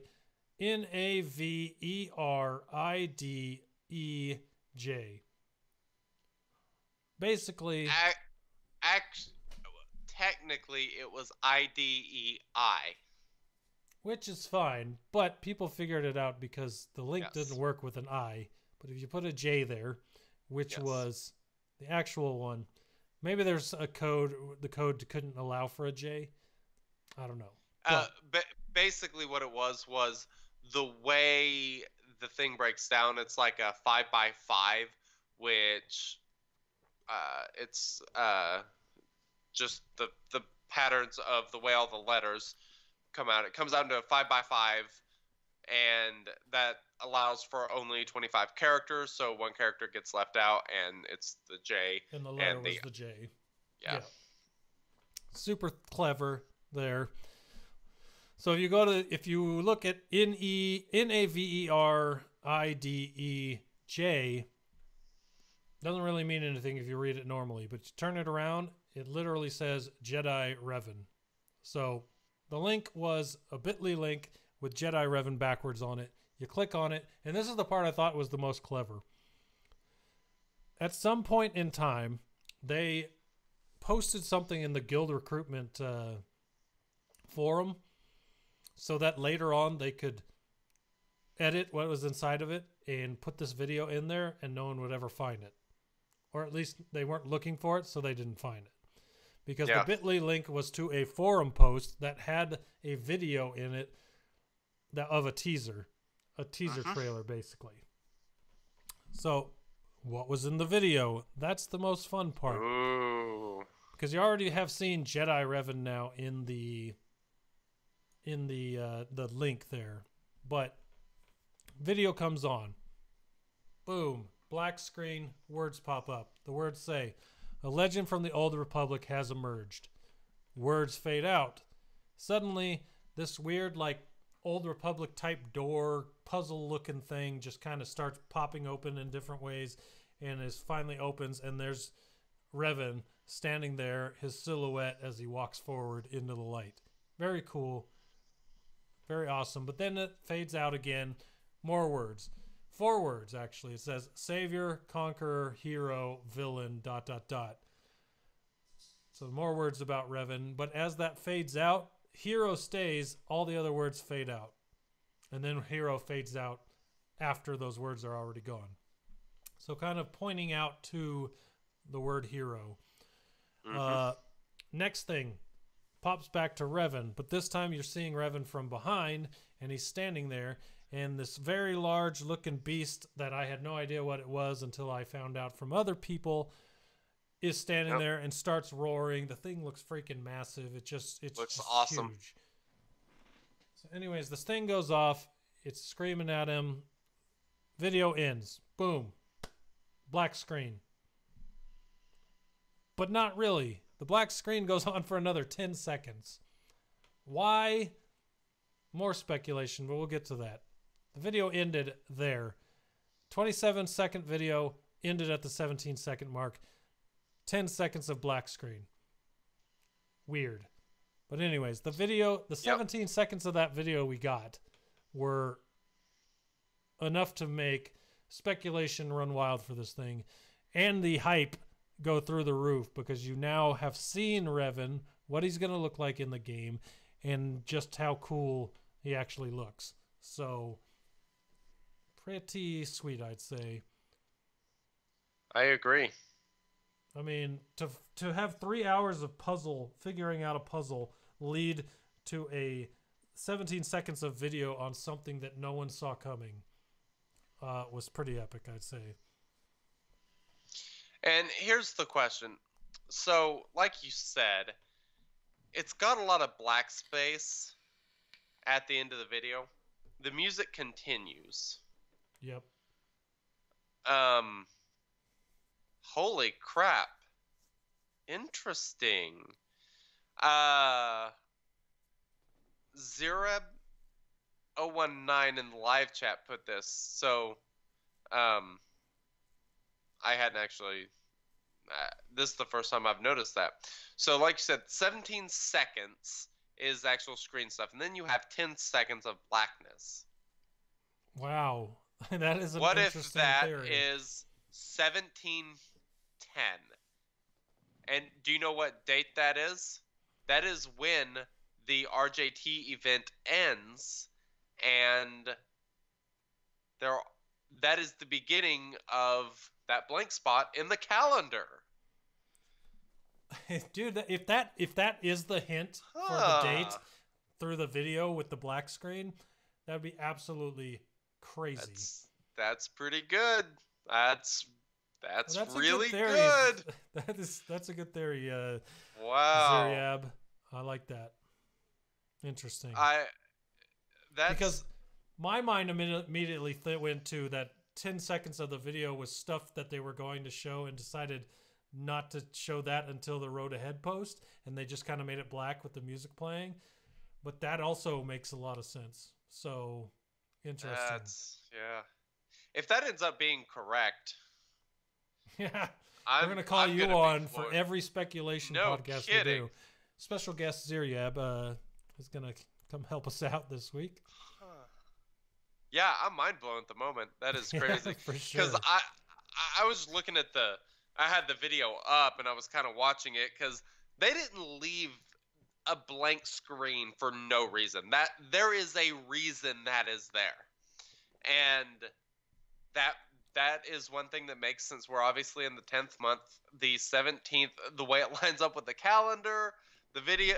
That is really good. That is very suspicious, and I am very interested to see what happens on that day. Now, the other thing is, what was that big thing called? The Terentatic?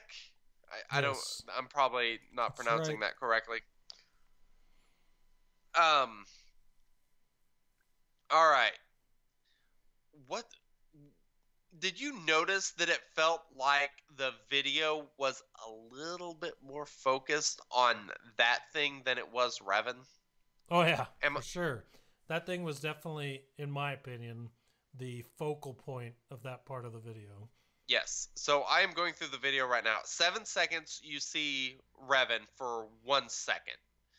And then you keep going, and then at 14 seconds, it zooms in on the beast for almost 3 seconds. So, I mean, the beast thing is kind of the focus 3 times as much as Revan is. The whole thing is very fishy and very interesting. Yes, I totally agree. This is nuts. So what are the options? What do you think it's going to be? I mean, is Revan is he going to come by legendary hero's journey? I have a theory on what I think's going to happen. Or had a theory that may have been changed earlier this episode, but what do you think it is? I honestly have no clue. I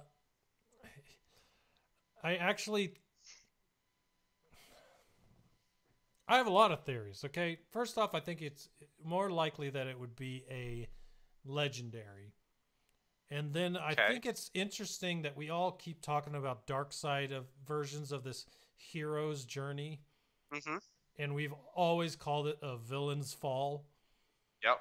And in the video, they specifically use the word villain out of all the words you could use to describe, a Sith or anything. Villain was the word there. So I thought that was interesting. Could mean nothing, could mean something. But I think it'd be interesting if he came as a legendary that led to because this is the other thing with Revan, right? He was dark side, he was light side, he went between the two. People always talk about a neutral tag with him because of the fact that he went between the two. So it would be interesting if he was a legendary that later on led to a villain's fall. The only reason I don't see that happening is because the characters that you would use to get him as a legendary, who would you use then in the heroic, the heroic journey or whatever? Here's a question I have. So when does he actually is because he gets brainwashed at a point? Is he brainwashed in KOTOR? Or is it KOTOR 2 where that happens? because I believe it's KOTOR 2 in which there is Darth Nihilus, Scion, Traya, and some of those other KOTOR characters that we already have in the game. If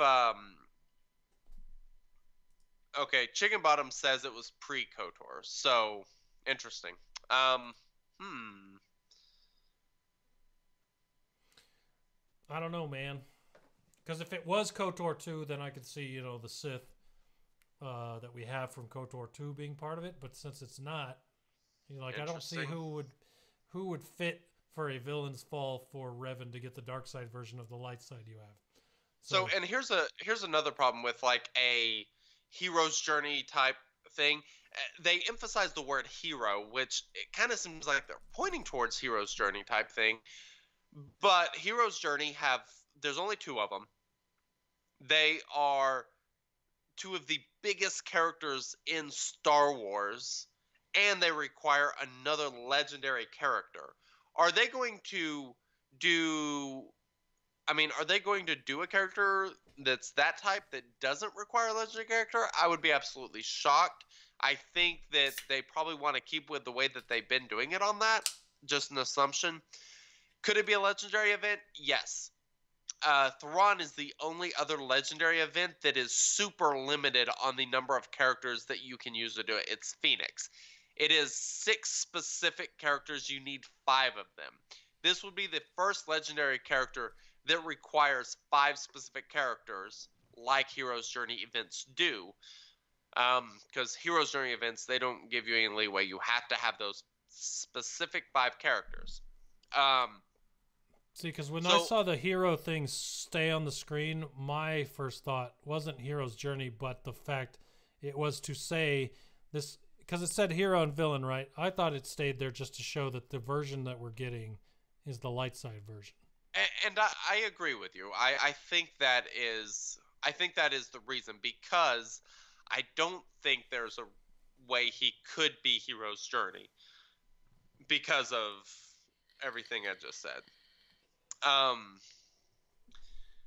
So if we eliminate the possibility of a legendary, even though I think that's probably the most likely, just because we have the 5 characters that were introduced, the only problem is they have not been farmable for very long. That would be a very short window, especially if this event comes on like the 17th of October. Oh man. The world will burn. People might riot. I've already seen a lot of people complaining about this possibility on Reddit and forums, Discord, everywhere. So let me throw out a second theory. Maybe it means nothing, and the base of this tree was kind of big, so it looked more like a house than a tree. But a lot of people were saying the puzzle might have been an indication of when it was coming as well, because it kind of looked like a Christmas tree. So that is true. Maybe it's not till Christmas that Revan comes, and we just got the road ahead, or peek at the road ahead that Revan is coming. Maybe that's the deal.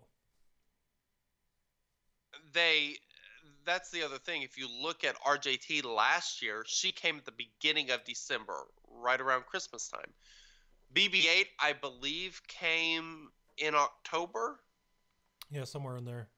And around that time 2 to 3 when months we got before he came back. And around that time is when we got the veterans. And they released 2 characters, the 2 veterans, in Cantina, and you had to farm like hell to get them if you wanted to get her. Mm-hmm. They might be repeating that exact same strategy. There's a chance that by the time you listen to this podcast, you may know, and this may all be outdated information. We don't know. But as of now, as of Saturday night or Sunday morning where I'm at, this is a total possibility. And I think that would be really cool because, like you said, it looks like a Christmas tree with a little package under it. So he could be the present coming to us for Christmas. And if so, if he's not coming soon, people need to get ready. And this is the other thing that kind of corresponds with that. I love this 10-17 thing. And in that video, like I was talking about, the focus on the... Somebody broke down exactly how to pronounce this thing. Where is it? There it is. It is a Turin Tutek. I think that's correct. That thing is focused on in that video. What if Revan is either the reward for that, or it's showing a new event that's coming? This is where my mind runs wild, and I got a fun idea for this. That's probably not true, but I want to talk about. And the other thing that I loved earlier that somebody mentioned, what if we got a heroic pit? I mean, the Rancor is pretty outdated. A lot of early game players can solo it. What if they did like a heroic Rancor, change the beast a little bit? You could probably do that. And it was a single player event, like a single person raid. Now we're on the same page for this, because this is where I'm at as well, and I have reasons behind it. Okay, go. Okay, so Wicket and Towson, heroic battles. Let's talk about how that went, right? You never knew when they were coming. You never knew how fast you were going to get shards for the characters that they were introduced with those battles. The idea for those battles was that a new place to get a character, that was the only place you could get it. Yep. Well, it didn't really work out because no one wanted to wait 2 years to 7-star a character. But what if, along with your guild tickets, you started generating personal tickets, and you had personal heroic battles that you could start on your own? So instead of waiting for a heroic battle event to come around and doing it that day, let's say you build your own tickets and you can open up this heroic battle whenever you gain enough tickets, and then you can beat it, hopefully beat it, and get your Revan shards, and then from there you wait until you build up enough tickets to open up the event again, do it again, get more shards. That way, however long it takes you to complete Revan is completely based on the way you play, how much energy you're using yourself, and how fast that you want to do it, not based on an event that popped up randomly in a month period of time. So basically you control how fast you unlock a character by doing a personal raid, kind of like heroic battles were with the ATST. That would be awesome to me. I think it would solve two problems in the game also. Right now we don't have a lot of single player content. If you're one of those people that kind of likes doing things yourself, raiding and all that sort of territory battles, territory war, it's all guild based. You're required to be in a guild to participate in that stuff. This would break that up. This would make it to where you are trying to beat something with your roster by yourself that uses your entire roster. There is nothing in this game that really uses your entire roster as part of a one-player mode outside of Galactic War, and once you beat that enough times, you don't need to do it anymore. So this could almost kind of be a replacement for that if they went with your theory on exactly what you're talking about. The other problem that it solves is Treya, for example. With it being guild-based, you only... Well, okay, maybe not Heroic Sith Raid, but the Heroic AAT and the Rancor, you only need 1 out of 50 people to be able to beat it. And everyone gets those rewards. Mm-hmm. There is a lot of piggybacking and, you know, a lot of that sort of stuff that goes on with these guild-type raids. If they introduced a single-person raid, it would solve those two issues very well. It would create incentive to personally be working on your roster and give us something to challenge towards and beat. You know what I'd also do, and this is just a thought that you made me think of. Those people that don't get their 600 every day in some guilds, now they have a personal reason to get their 600. Nice incentive, yes. So now they're doing it for themselves and the guild. If before that they were kind of out for themselves, now if they're not getting their 600, they're hurting not only the guild but themselves. And that's the same, it was the same way before with that, but now it's straight up on them if they're not getting that. So 100%. I love this idea. I hope the more we talk about it, the more I hope that's what it is, because God, that would be so awesome. Wouldn't that be cool? I just say that's a cool idea. Cool. And I mean, we're kind of due for a new game mode. We did. I mean, the last thing was what, Territory War. I mean, it's been a year. You know, last year, you know, it was Territory Battles. They added that, then Territory Wars, and then Dark Side Territory Battles. Like, that was all a lot of stuff that they added there pretty quickly, and we haven't seen anything other than Heroic Sith Raid since then. It's been, you know, the ship update and mod update. Those are really the only two big things that we've had since then. What else have they been working on? There's bound to be something. There's got to be. Whether it's a new territory battle map or a territory war map, I got to think that they're going to still continue to try to introduce some kind of new content every at least year and a half to 2 years. Yeah, so we're getting in that 1 year mark-ish. You know, start working into that next year. You know, maybe we'll hear something, but that I got to think that maybe that, I don't know. But I mean, I wouldn't have said that I thought a new something was coming without seeing how much focus in that video there was on that beast.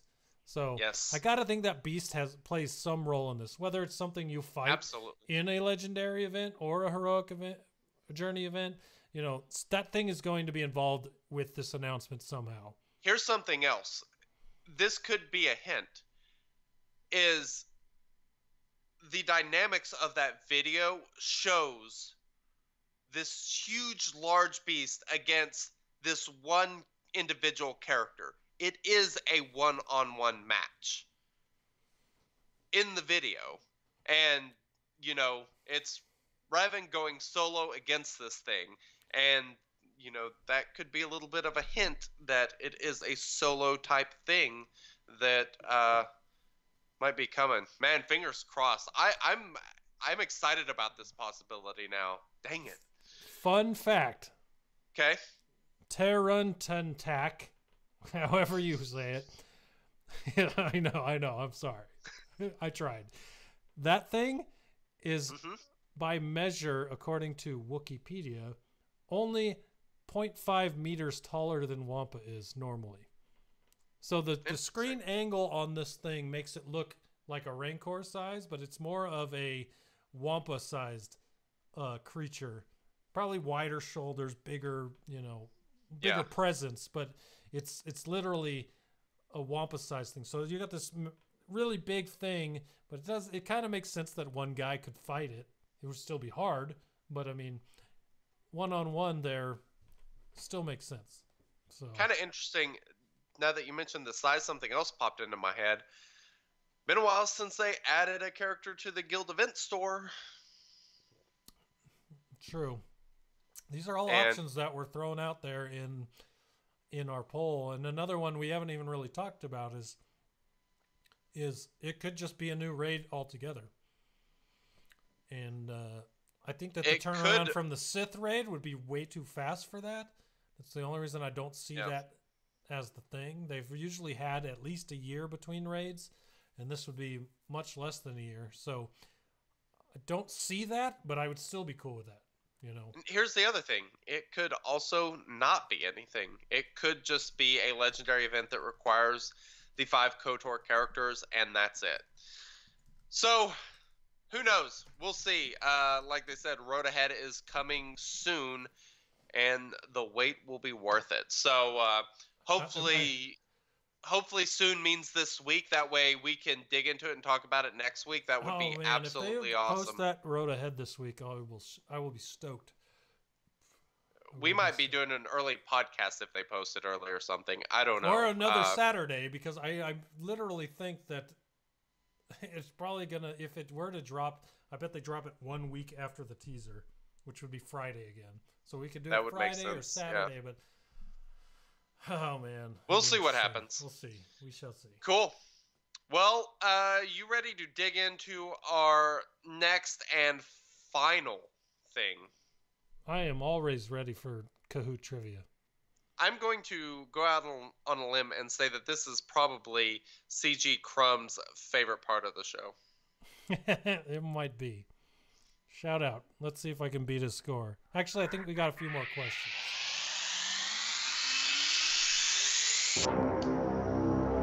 It's time for the sexy bearded duo to battle in their swoga knowledge in the most exciting trivia event in the Outer Rim. It's time for the Shattered Order Trivia. May the Force be with you. All right. It is time for some Kahoot trivia. I'm down. I am down. Sounds like fun, don't it? What place? So, Kahoot trivia, we can see the standings for last week. What was your final standing on 117 trivia? Let's go to the app, shall we?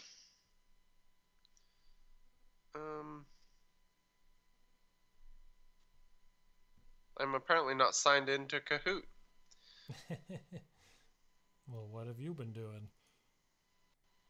Oh, I honestly do not know. I just now realized this. I'm not sure that I created a Kahoot account. I think I was just signed in as putting your name in every time. I think so. I'm gonna have to go look. Oh wait, maybe I did. Oh, I did. Okay, good. This is riveting radio, folks. It is riveting radio, right, indeed. Well, I got 10th last week. That's why I asked. So you got still 10th? Top 10.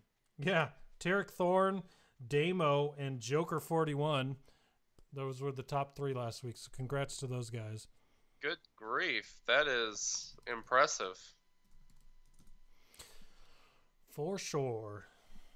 So, we may be going without trivia music this week. I'll be okay, I think. I can focus my thoughts a lot more when I'm not tapping my feet to the Fleet Cantina song. Yeah, no kidding. All right, let's give this one last attempt. Maybe it'll start playing in like 5 minutes because that's the way it usually works. Well, the smooth jazz was a little high, so there it does go. start. Turn it down a little, and then we'll be good.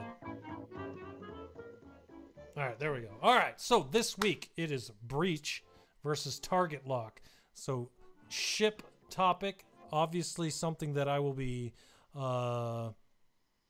very good at because I just love ships. So hopefully I can keep my Kahoot record of never losing to you active this week. We shall see. Awesome. You're going to have to give me 1 second as I... Well, let me run over a few things. So, okay. If you've enjoyed the show so far, I want to talk about our awesome sponsors, Blue Microphones. If you like what you hear, you think it's clear, it sounds great.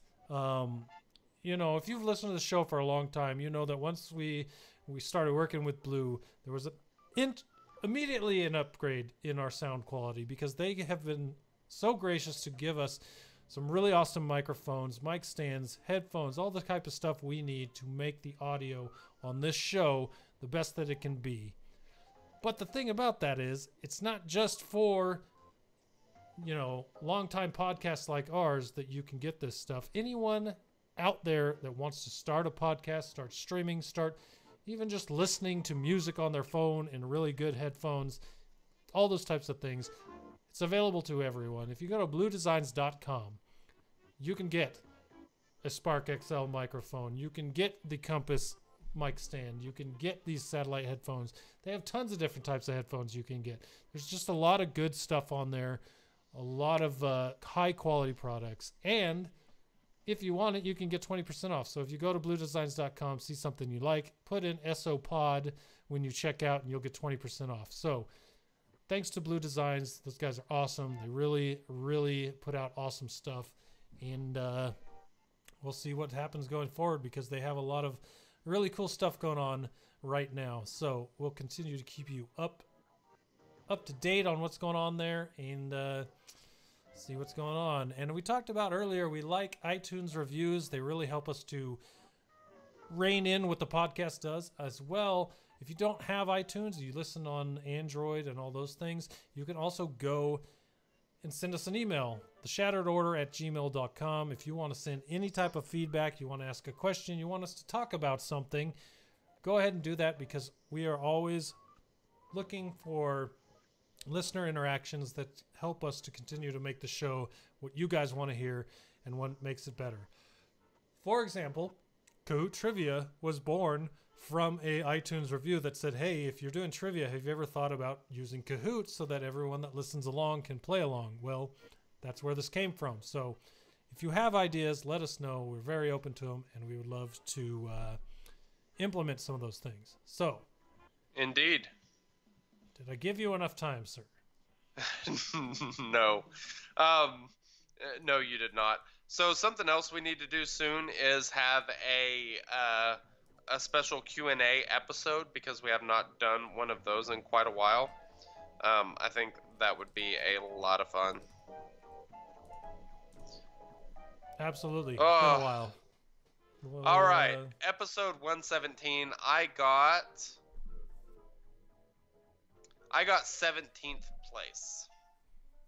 Not too shabby. 7 behind me, but not bad. Shout out to Crumb who got 5th. Ooh. Crumb did pretty nice. well. Nice job, man. All right, so why don't you give everyone that code for this episode of trivia? All right, so this week's trivia is, your pin is 0822161. Again, that pin is 0822161. This week is Breach versus Target Lock. Let's go. So I'm going to enter this pin into my Kahoot, and then we'll get going. I actually have 2 devices this week, so I can ask the question, and then we can answer it. We don't have to try to do it as we answer the question like we did last week. So awesome. That works out well. Indeed. Oh, and this one is open for 12 days, so Tesh figured out a way to extend how long these things last, so this is pretty cool. Yeah, we'll get everyone in there, see where you fall. Indeed. Shattered Order Trivia. All right, I'm going to ask the first question, and then I'll say next, and then we can start it on the actual ones we're doing. All right, so for the first question is,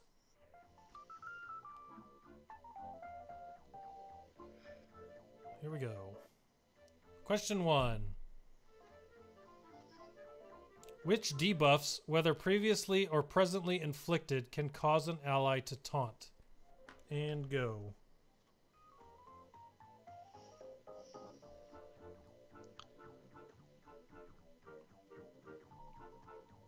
And the answers are neither, target lock, breach, or both.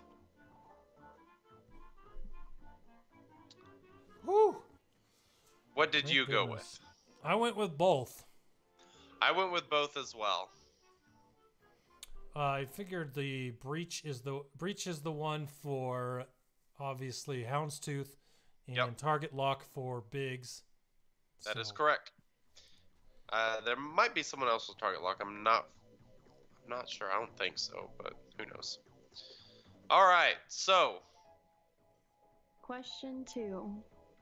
Question 2 is, which debuff is inflicted only by bounty hunters? And go. And the options are breach, target lock, neither, or both. Same answers as question 1. I went with breach. I also went with breach. All right. And that is the correct answer. Beautiful. All right. Question 3. Question 3. Which debuffs can cause evasion chance to be reduced given the right allies? Go.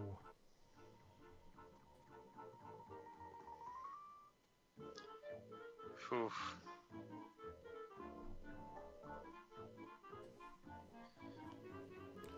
All right. The answers were breach, target lock, both, or neither. Same as the previous question. Indeed. What did you go with? I went with both. Ouch. I went with breach.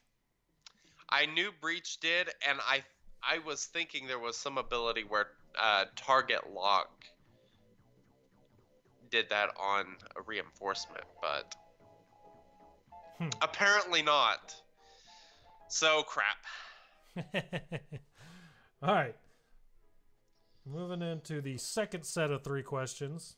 So move over. Next question is, which debuffs can enhance Slave One's effectiveness given the right allies?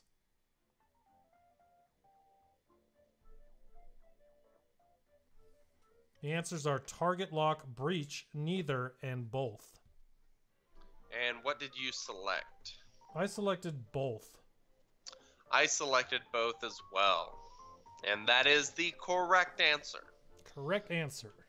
Because he Good has to some go. pretty sweet target locking turn meter gain, as well as some pretty nasty damage with breach. For sure. Moving into the next question. Question Given 5. the right allies can gain turn meter when attacking enemies with this debuff. Go ahead.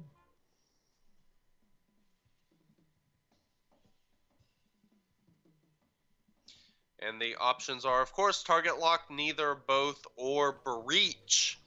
And Goodnight Punk's answer was... Target lock. That was mine, and it is the correct answer. That it was. Good to know, because I didn't remember anything from these newer bounty hunter ships that had to do with turn meter at all. Breach or no breach. So. Yeah, me either. All right. All right. Next question. Question 6. Question 6. Which debuffs can prevent buffs on enemy ships given the right allies?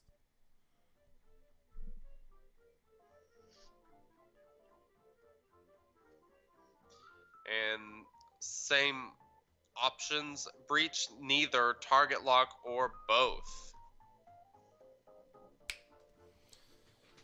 That was a tough one. I actually That finally was a missed tough one. one. Did you? I did. What was your answer? My answer was target lock. That is incorrect. The correct answer is neither, which I did not put.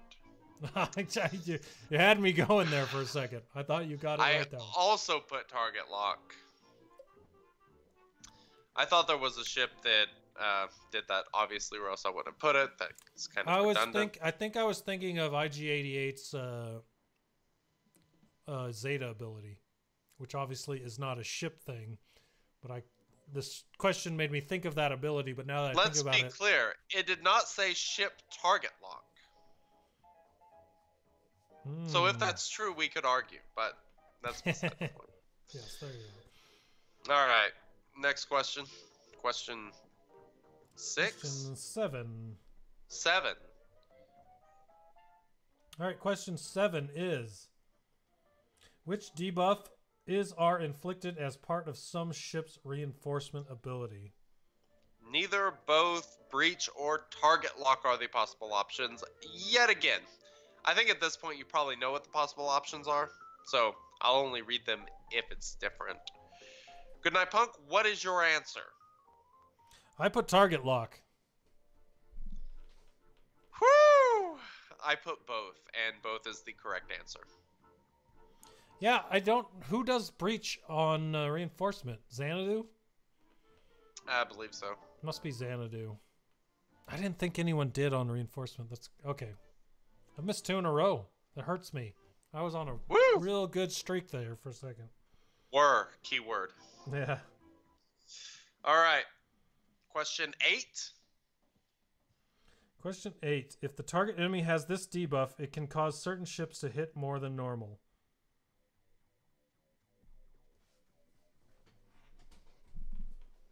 Same answers as all the other questions. So, what did you put, Wink?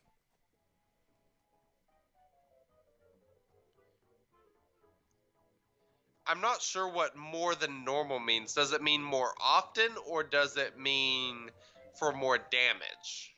More than once. Gotcha. And what did you put? I put both. Yeah, I was going to say, you looked a little smug over there. Well, I don't know both if you as missed well. it or not. How could I be smug if I don't know if you got it right or wrong? Well, you can be smug because you got it right, so Oh, there's like well, no downside. I did that. I did get that right. So, All right. did you get it right? You didn't tell me. If you got, Yes, okay, I all put right. both. I got it correct Right. as well. Last question. Question number 9. Which debuff negatively affects the stats of a ship regardless of what allies are present?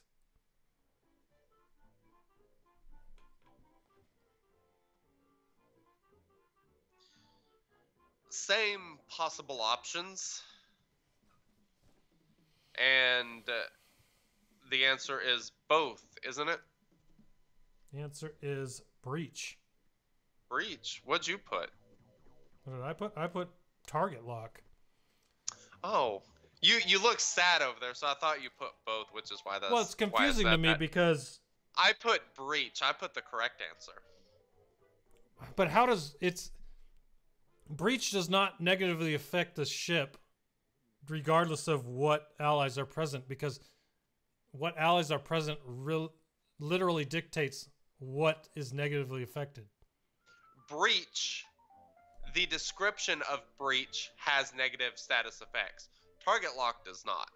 Yes, but those status effects are directly influenced by what allies are present.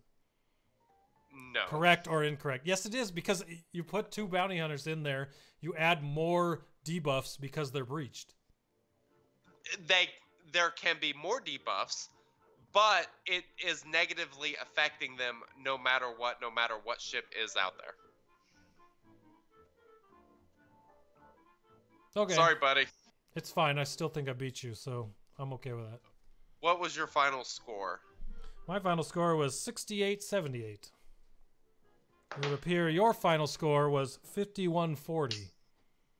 No, my final score is 7,386. Oh, well, mine's not updated. It'll update shortly. So you beat me by 200. The streak has finally ended. Joker beat me. Darn you, Joker. That's 2 in a row. Woo! Yeah, that felt good to finally get a win. Maybe the monkey is off the back. That was pretty tough. That was a tough one. I don't know a lot about wondering. ships, so I feel pretty good about my score. Yeah, and what I liked about that is it was questions over something so simple, but it was kind of a question about every ship in the game. So that was awesome. Well done, Tash. Loved this episode of trivia. That was really, really good. You did not want to disappoint Crumb, did you? You did a good job. Thumbs up, my friend. Indeed. Always with the good trivia. Tesh Karn of Frequent Fighters from the Order. You're Indeed. the dude, man. Big thank you to doing this every week. There's obviously... Despite us not telling you when we're doing the podcast. The fact that you can knock them out and still be so good at it, despite us forgetting to tell you, hey, the podcast is this day, so you still do it. You're the man. Indeed. So. Well, that is pretty much going to wrap it up for episode 118 of the Shadow Roar podcast. It was a lot of fun. We don't get to run off just kind of talking about what we think might be coming. We don't get to do that a whole lot. So this was a lot of fun to do this speculation stuff. I really hope they keep these teasers coming just because this was a lot of fun to talk about. And, for sure. you know, it's great for the community. So keep it up, guys. And, man, get KOTOR ready. We don't know what's coming, but you don't want to be behind, so get farming. But until we know what's going to happen, it's probably a good idea to keep farming those dudes. True. So. And of course, check us out, twitter.com/shatteredorder, discord.me/shatteredorder, youtube.com/shatteredorderpod, and make sure you leave us reviews, iTunes, subscribe, all that good stuff. We would love it and appreciate it, and we will catch you guys next week. Later.